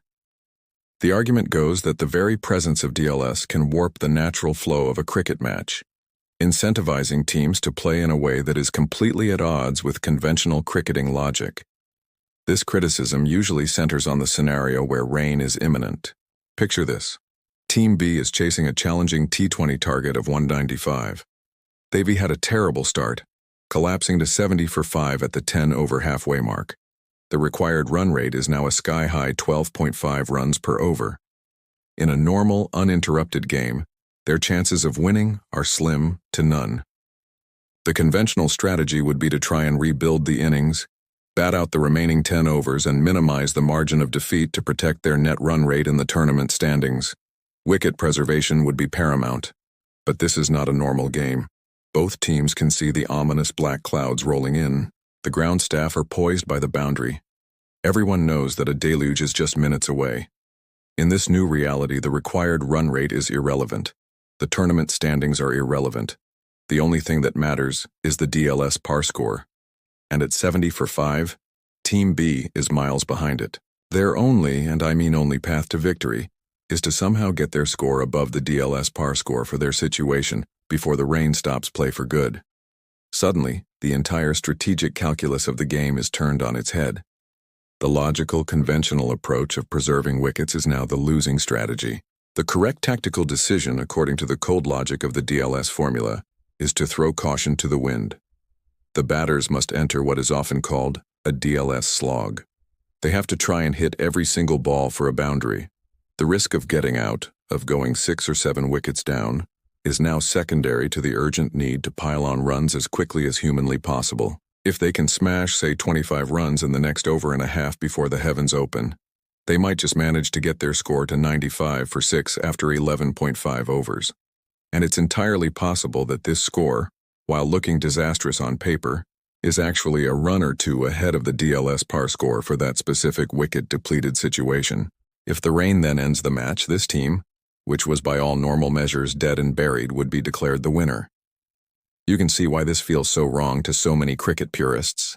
It can create farcical situations where a team that is playing objectively terrible cricket is rewarded for a brief, chaotic flurry of hits. It feels like a loophole, a perversion of the game's natural justice where skill and strategy are replaced by a desperate, mathematical gamble. It seems to reward recklessness over prudence, luck over sustained performance. This is the heart of the counter-argument, that DLS, in its attempt to create fairness after the fact, creates an unfair and unnatural strategic environment beforehand. However, there is a very strong and compelling alternative perspective. This perspective argues that what looks like a flaw is actually just a fascinating and complex strategic layer that the weather adds to the game. DLS doesn't create the situation, the impending rain does. The formula is simply the impartial referee that will judge the outcome based on the altered rules of engagement. In this view, the ability to read the weather and understand the nuances of the DLS par score is a legitimate and vital part of modern captaincy. The modern captain must be a part-time meteorologist and a part-time mathematician. The DLS slog is not, therefore, a perversion of strategy. It is a perfectly logical, if high-risk, tactical response to a unique and challenging set of in-game conditions. It's a feature, not a bug. It adds a layer of gamesmanship and intellectual challenge to the sport. Should the fielding captain bring the field in to save the single, or push them back to protect the boundaries knowing that the batting team is only interested in sixes? Should the batting team sacrifice their best technical player to send in a pinch hitter, who might just get them a quick 15 runs? These are complex, fascinating tactical decisions that only exist because of the DLS framework. It forces teams to play not just against their opponent, but against the weather and the clock, all viewed through the prism of a statistical model. Whether you see this as a corruption of the game's purity or an intriguing strategic wrinkle, often comes down to your own philosophy of sport. But the strategy itself is undeniably driven by a formula whose inner workings remain a mystery to almost everyone watching. This brings us to a more philosophical but equally potent criticism of the Duckworth-Lewis-Stern method, an issue that cuts to the very heart of trust in sport. It's the problem of transparency, or rather, the lack of it. For all the years it has been in use, the precise, nuts and bolts mathematical formula that powers the DLS system has been a closely guarded secret. This has led to the persistent and damaging accusation that DLS is a black box, an opaque, mysterious algorithm that spits out match-deciding numbers while keeping its internal logic hidden from view. We've spent the last several sections breaking down the principles of DLS, the two resources, the exponential curve, the G50 scaling factor, and all of that is publicly known. But the specific detailed formula, the exact mathematical expression with its precise coefficients and weightings that turns those principles into a working calculator, is proprietary. It is the intellectual property of the International Cricket Council. You and I as fans cannot go to the ICC's website, download the source code and run the numbers ourselves to verify the result of a rain-affected match. We are entirely reliant on the output of the official DLS software, operated by the match officials. The best analogy is the famous secret recipe for Coca-Cola. We all know the basic ingredients. It's a carbonated, sweetened, caramel-colored soft drink. But the exact formula, the precise blend of oils and spices known as Merchandise 7X, is one of the most famous trade secrets in the world. DLS operates on a similar principle. We know the ingredients are overs, wickets, and the G50 value, but the specific recipe that blends them together is kept under lock and key. You can immediately see why this creates a problem of trust. In sport, we expect the rules to be open and clear to everyone. Imagine if the rules of soccer stated that the offside line was determined by a secret computer program. It would cause an uproar. With DLS, the cricketing world is essentially asked to have blind faith in the output of this black box. When a team loses a World Cup semifinal by a handful of runs on a DLS calculation, as we've seen can happen, they are simply told that's what the computer says. They have no ability to independently audit the process to check the math, or to understand the precise weightings that led to their demise. This opacity breeds suspicion.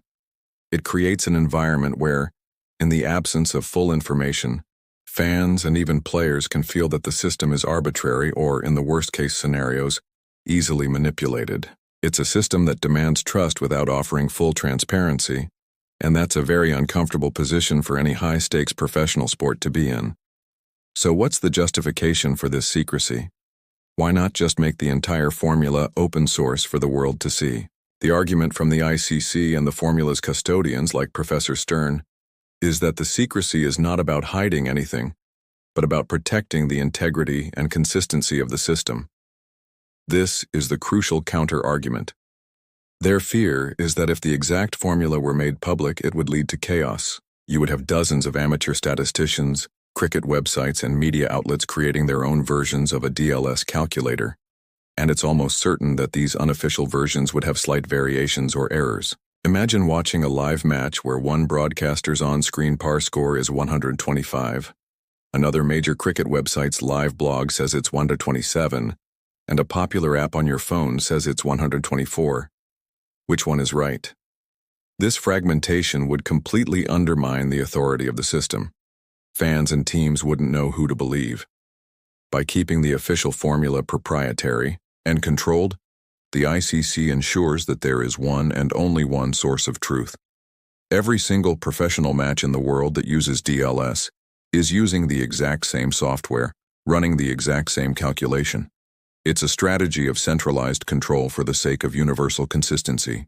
They believe that the potential confusion and loss of authority caused by a dozen competing DLS light inversions would be far more damaging to the game's credibility than the current lack of transparency. So the debate really boils down to a classic philosophical trade-off. Is it better to have a single, trusted, but secret authority, or an open, transparent system that risks fragmentation and confusion? For now, cricket has firmly chosen the former, and while this debate rages on about what's inside the black box, there's an even bigger criticism about what the black box completely fails to see on the outside. We've debated the strategic incentives of DLS, and we've peered into its secretive black box. But now we arrive at what is, without question, the biggest and most legitimate criticism of the Duckworth-Lewis-Stern method. It is the one giant asterisk that will forever hang next to its name, the one area where its mathematical purity crashes headfirst into messy, real-world physics. The single greatest limitation of the DLS system is that it is completely and utterly blind to the playing conditions. It is a formula that lives on a spreadsheet, and it has no way of knowing what's happening on the grass. A rain delay doesn't just reduce the number of overs.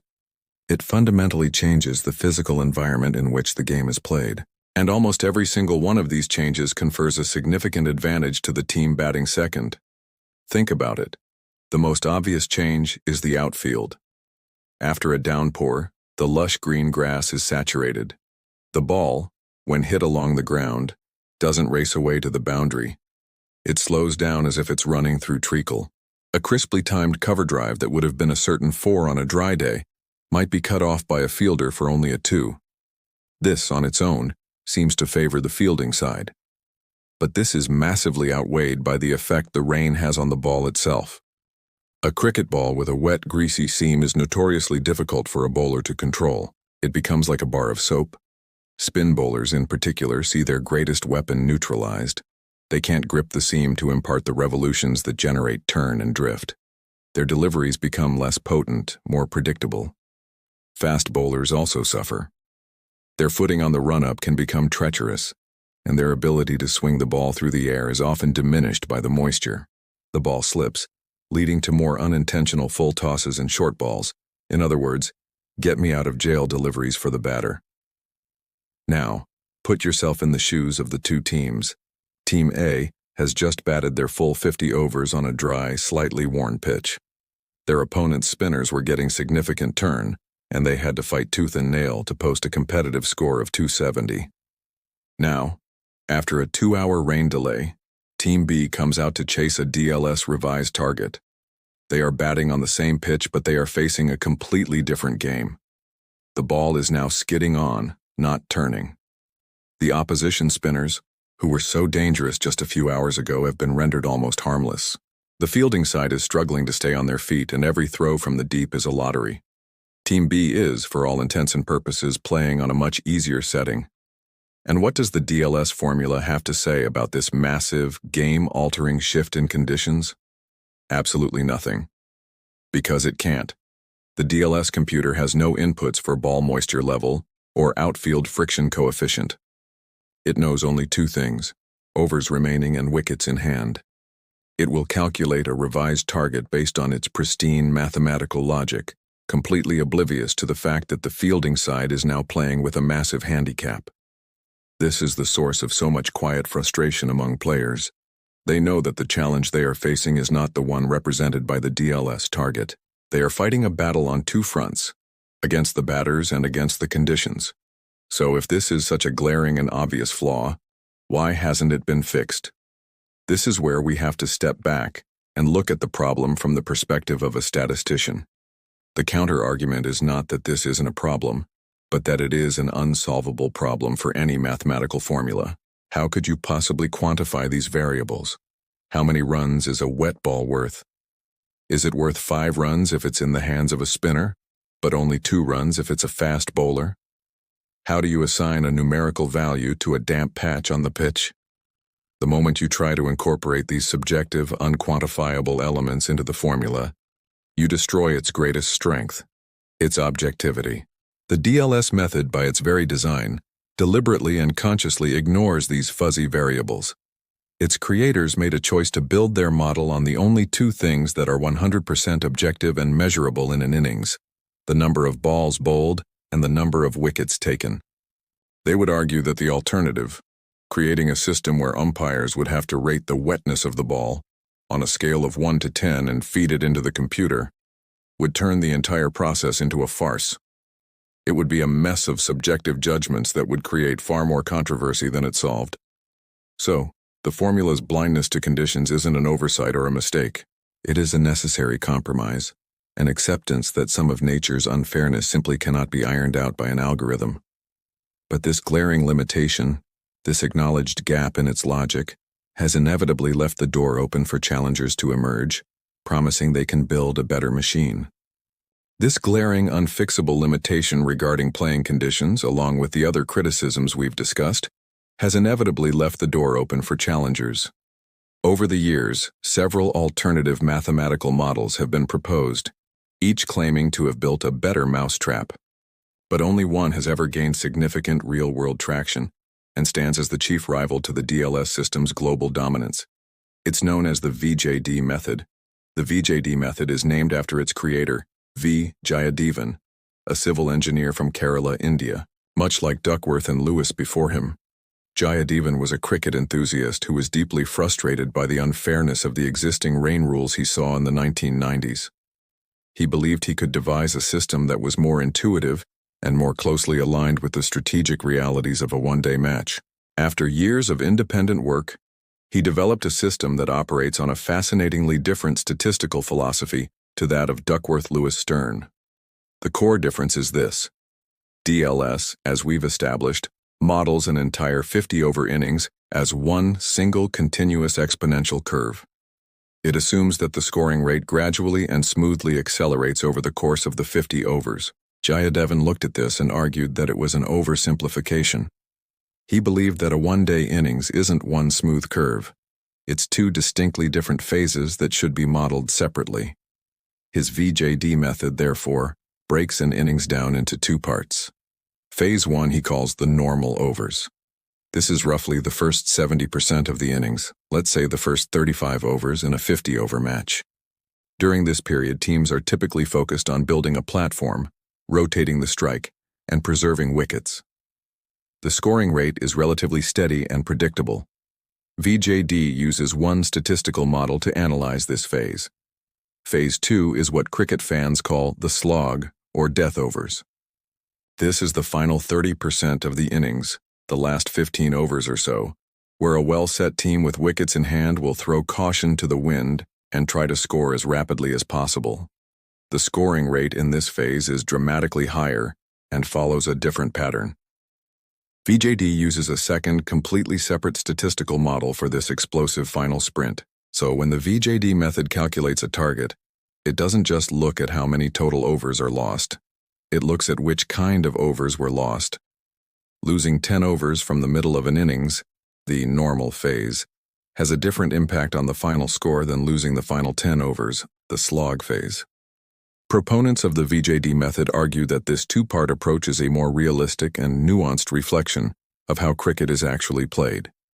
They believe it provides a more accurate calculation, particularly in situations where the interruption occurs late in the first innings, robbing the batting team of its most valuable explosive overs.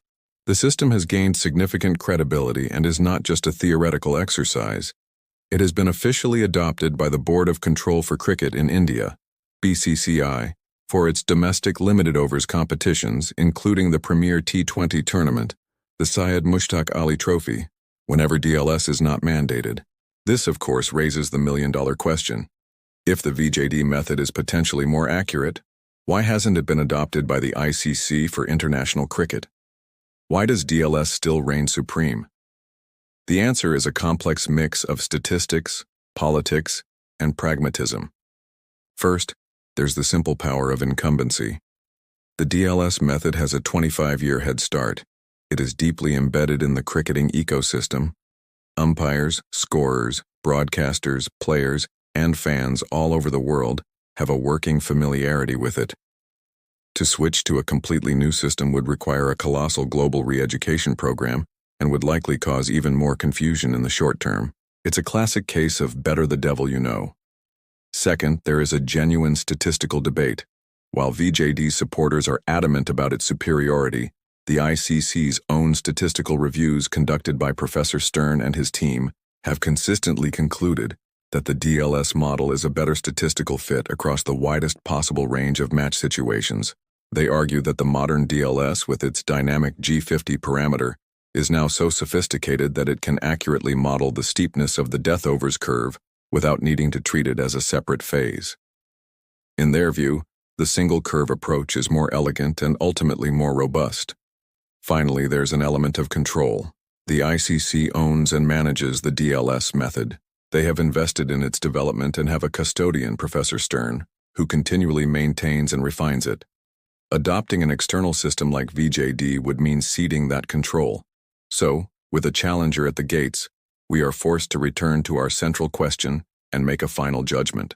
Considering its flaws, its controversies, and its rivals, can we truly say that the Duckworth-Lewis-Stern method is fair? So we've reached the final overs of our analysis. We've dissected the history, the mechanics, the controversies, and the challengers. It's time to put all the evidence on the table and attempt to answer that one overarching question. Is the Duckworth-Lewis-Stern method fair? To begin this final judgment, I want to present the strongest possible case for DLS. The argument that, in my view, ultimately carries the day. The fundamental argument for the fairness of DLS is that it represents the most statistically sound, objective, and data-driven solution to a problem that is, by its very nature, completely unfair. The moment that rain washes out a significant portion of a limited overs cricket match, the original contest is broken beyond repair. Perfect fairness is no longer on the table. You are left with a choice between two options: abandoning the game entirely for a no result, which is deeply unsatisfying for everyone, or attempting to construct a new, smaller, but hopefully equitable contest out of the fragments of the original. DLS is simply the best tool humanity has ever invented for this salvage operation. Let's think about it with an analogy. Imagine a complex court case where a crucial piece of evidence, say the security camera footage, is irretrievably lost. The original perfect trial can no longer happen. The old rain rules, like the average run rate method, were akin to the judge telling the jury, well, just go with your gut feeling. It was subjective, emotional, and prone to wild miscarriages of justice.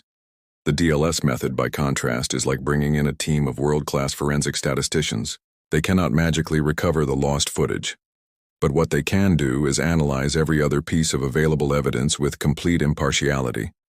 They can look at the witness statements, the existing physical evidence, and, crucially, they can cross-reference all of it with a vast database of thousands of similar cases from the past to determine the most probable and logical outcome.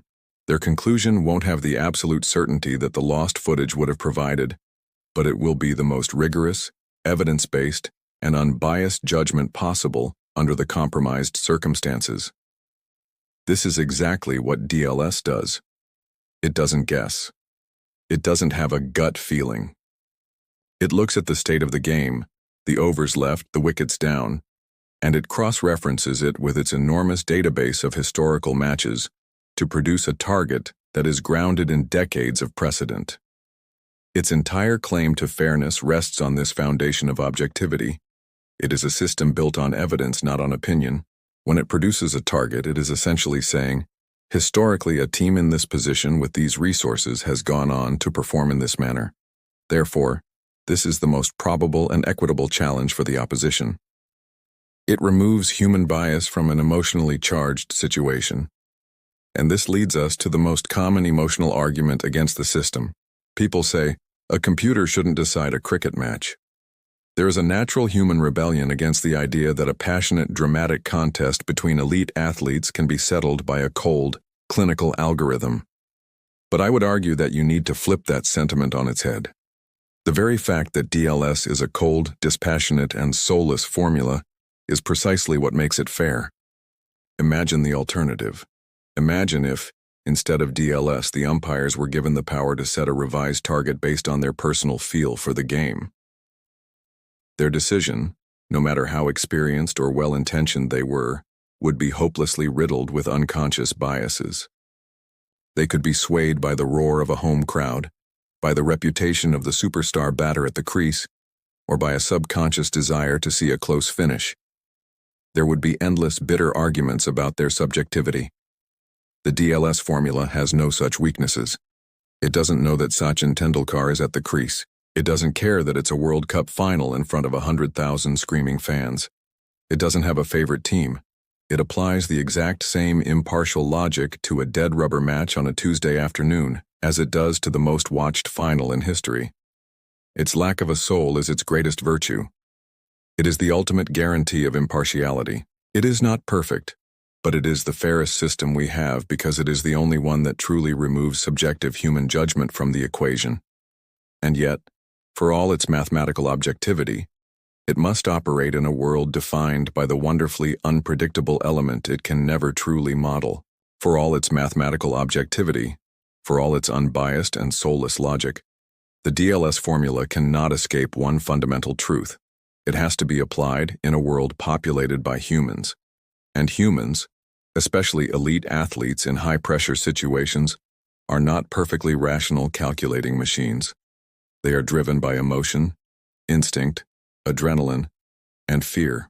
The cold hard numbers produced by the DLS system are injected directly into this hot-blooded, chaotic environment, and the psychological impact of those numbers can create outcomes that the formula itself, based on its staid historical averages, could never predict. This is the fascinating intersection of the algorithm and the human spirit. The DLS method's greatest unquantifiable variable is the psychological pressure it places on the players. We've all heard the term scoreboard pressure. A team chasing a large total can feel the weight of the required run rate climbing with every dot ball. DLS takes this concept and puts it on steroids. The on-screen par score provides a relentless ball-by-ball performance review. It's not just a run rate you have to keep up with. It's a specific number, a direct comparison to a statistical ghost. And seeing DLS par score, 12, flash up on the giant screen can have a profound and often negative impact on a batter's mindset. Imagine you're a player at the crease. You're in the middle of a tense chase and you feel like you're playing reasonably well. But then you see that number. You are 12 runs behind where the computer says you should be. This knowledge adds an immense cognitive load. It can induce a sense of panic, a feeling that your current strategy isn't working and that you need to do something drastic. This can lead to a batter playing a high-risk, low-percentage shot they wouldn't have considered otherwise. They try to hit their way out of the statistical hole the par score has put them in, and often, this just leads to them getting out, triggering the very collapse the formula was merely predicting. Conversely, the opposite can also be true. A team sees that they are +8 ahead of the DLS par score. A sense of relief or even complacency can set in. They might decide to play more cautiously, to protect the lead they have against the algorithm. But in doing so, they abandon the aggressive, natural game that got them ahead in the first place. They start playing not to win, but to not lose. Their scoring rate stagnates, and within a few overs they can watch their positive margin evaporate and turn negative, inducing a new wave of panic. The par score becomes a psychological ghost that haunts every decision, altering the natural flow of the game based on the player's emotional reaction to the data. But is this artificial pressure a bad thing? The common criticism is that it's an unnecessary stressor. a mathematical intrusion that interferes with the pure contest between bat and ball. The alternative perspective, however, is that this unique psychological challenge is precisely what makes DLS-affected matches so compelling. It introduces a new and fascinating layer of mental warfare. The contest is no longer just Team A versus Team B. It becomes Team A versus Team B versus the number. The par score is like a third competitor in the match, a silent, relentless pacemaker that one team is trying to stay ahead of and the other is trying to defend. This creates a new kind of drama, a high-wire act of mental fortitude. We, as viewers, get to see which players can handle this unique pressure. Who has the clarity of mind to ignore the fluctuating par score and just play the situation? Who is mentally strong enough to see 12 on the board and not panic, trusting that their strategy will pay off in the final overs, which the formula has already accounted for? It becomes a test of character as much as a test of skill. The formula, in its cold objectivity, reveals the most human of qualities in the players. It doesn't detract from the human element of the game. It magnifies it by placing it under a very specific, quantifiable, and relentless form of psychological stress. Much of this stress, however, might not come from the formula itself, but from the flawed way in which its complex outputs are communicated to the very people it's supposed to be informing. We've explored the cold, hard logic of the DLS formula and the hot-blooded, emotional human reactions to it. But now we have to talk about the crucial bridge between the two: communication.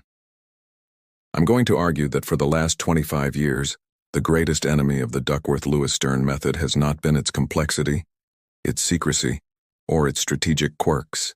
Its greatest enemy has been the very people tasked with explaining it to the world: the cricket broadcasters and commentators. A huge portion of the public's animosity and deep-seated confusion towards the system is a direct result of a decades-long failure in communication. Think about how DLS is presented during a typical broadcast. It's often treated not as a neutral rule of the game, but as an unwelcome, interfering character. The formula doesn't just exist. It intervenes. It doesn't calculate. It decrees. This subtle but persistent negative framing immediately casts the system as an antagonist. This is then compounded by the on-screen graphics, which are often a masterclass in how to present information in the most confusing way possible. You've seen it 100 times.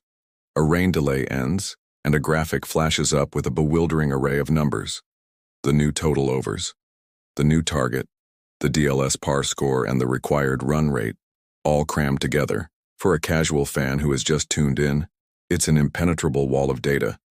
Seeing a target of 210 and a par score of 135 on the same screen with no clear, persistent explanation of the difference is a recipe for instant confusion. Then you have the commentary. Most cricket commentators are brilliant analysts of the game's tactics and techniques. They are, however, for the most part not trained statisticians. And in a live, high-pressure broadcast environment, they often fall back on what's simple and familiar. It is far easier to talk about the required run rate, a simple division that everyone understands, than it is to explain the nuances of why the DLS par score is a more accurate reflection of the game state.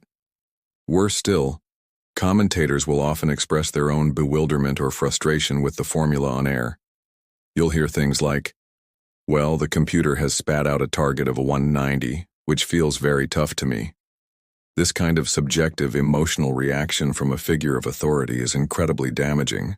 It validates the viewer's own confusion and reinforces the narrative that the formula is some kind of arbitrary, unfair machine. It's the equivalent of a football commentator saying, "Well, the referee has given a penalty, but I don't really agree with the handball rule in the first place." It undermines the very legitimacy of the rulebook. The heart of the problem is a failure to educate. Sports broadcasting has become incredibly sophisticated in explaining complex technologies when it chooses to. Think about the Hawkeye system for LBW decisions. When it was introduced, broadcasters invested heavily in clear, simple, animated graphics to explain the concepts of pitching in line, impact, and hitting the wickets. They did this over and over again until the viewing public became fluent in the technology. No such concerted effort has ever been made for DLS. There is no standard 30-second explainer that airs after a rain delay. They simply present the output of the formula without ever taking the time to explain the process. It's like giving someone the answer to a complex math problem without ever teaching them the principles of algebra. Of course, they're going to be confused and distrustful of the answer. Now, the counter-argument is that it's simply too difficult to do in a live broadcast. Commentators are juggling a dozen things at once and there's no time for a math lesson. This is a fair point. But it absolves the wider broadcasting industry of its responsibility.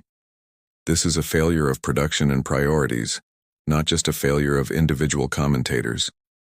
Major sports broadcasters have entire graphics departments and production teams capable of creating incredible visual aids. The fact that, after 25 years, no one has managed to design a universally clear and intuitive way to display DLS information is a sign that it has never been a priority. They have allowed the narrative of DLS is confusing to become a self-fulfilling prophecy. Because it's seen as confusing, they don't invest in explaining it, which in turn ensures that it remains confusing for the next generation of viewers. The formula itself may be fair and logical, but it has been let down by a communication strategy that has been, for the most part, confusing, inconsistent, and often actively hostile. If we were to fix the communication, what then for the future of the formula itself? We've established that the communication of the DLS method has been one of its biggest hurdles. But if we look past the present and into the future, we have to ask, is the Duckworth-Lewis-Stern method the final word? Is it the pinnacle of what's possible, or is it merely a stepping stone on the path to something even more sophisticated? The next frontier in this decades-long quest for mathematical fairness almost certainly lies in the rapidly advancing fields of artificial intelligence and machine learning. The DLS system, for all its brilliance, is fundamentally a static, historical model. It is a masterpiece of classical statistics. It looks at a massive data set from the past, finds the average patterns, and uses those patterns to make a judgment about the present. An AI-powered system would operate on a completely different philosophy. It wouldn't just be historical, it would be predictive and dynamic, learning and adapting in real time based on a flood of live data. Imagine a future system, let's call it the AI cricket adjudicator. This system wouldn't just know the score, the overs left and the wickets down. It would be plugged into a vast ecosystem of live data streams. It would be connected to the ball tracking and player tracking systems, so it would know the exact speed of every delivery, the line, the length, and the velocity of the ball off the bat. It would have access to the historical matchups between the specific batter on strike and the bowler running in. It would know that this batter scores at 12 runs per over against this type of bowling in the death overs, but struggles against the next bowler who is due to come on. Crucially, this AI system could finally begin to solve the problem of playing conditions that we discussed. You could have sensors in the pitch measuring moisture content. You could have real-time data on the humidity and dew point, which affects how much the ball swings. The AI could learn from thousands of previous matches how a certain level of pitch moisture or a wet ball impacts the performance of different types of bowlers. It could finally begin to quantify the unquantifiable. When rain stops play, this AI wouldn't just consult a static resource table. It would run thousands of complex simulations of how the rest of the match was likely to unfold from that exact point, based on all of this rich contextual data. Its revised target wouldn't be based on what an average team from the 1990s would do. It would be a highly customized prediction based on the current form of the players involved, the specific conditions on the day, and the known tactical preferences of the two captains. It would represent a monumental leap from DLS's descriptive model to a truly predictive one. Now, the immediate and very valid reaction to this futuristic vision is one of trepidation. If people already distrust the DLS black box, why on earth would they trust an even more complex and opaque AI, whose decision-making processes can be notoriously difficult for even its own creators to fully understand? It sounds like a recipe for an even greater disconnect between the rules of the game and the humans who play and watch it. But here is the counterintuitive twist. While the AI's internal workings might be more complex, the technology could be leveraged to make its outputs far more transparent and intuitive for the audience than DLS has ever been. For example, instead of a confusing par score, the broadcast could display a simple, clear live win probability percentage that updates with every ball. You would see Team A's chances of winning tick up from 60% to 65% after a boundary, and drop down to 55% after a series of dot balls. This is a concept that sports fans in other fields, particularly in data-savvy American sports, are already very familiar and comfortable with. The AI could also provide a range of likely final scores, showing viewers the most probable outcomes based on its simulations. The technology could be used not just to find a more accurate number, but to tell a more compelling and data-rich story about the unfolding drama of the match. The challenge, as it has always been, would not be the sophistication of the math, but our ability to translate that math into a narrative that enhances, rather than detracts from, the spectacle of the game. For now, however, this AI-driven world is still on the horizon. We live in the age of DLS, and it is by its standards that we must make our final judgment. We have arrived at the final destination. We've journeyed from the farcical days of the average run rate through the birth of a revolutionary idea. In the minds of two statisticians, we've seen it tested in the real world, modernized for a new era, and we've put its greatest flaws and controversies under the microscope. All that remains is to deliver the final verdict. Is the Duckworth-Lewis-Stern method a fair and just system? The answer, after weighing all the evidence, has to be a qualified but resounding yes. DLS is an act of necessary and imperfect genius. Let's not downplay its imperfections. They are real and they are significant. A system that is blind to the game-altering effects of a wet ball in a slippery outfield has an undeniable hole in its logic. A system so complex that it can lead a team to be eliminated from its own World Cup due to a misunderstanding is a system with a communication problem. And a system that keeps its precise workings a secret will always, rightly, be met with a degree of suspicion. These are not trivial issues. They are the reasons that the formula has been, and will continue to be, a source of passionate and often angry debate.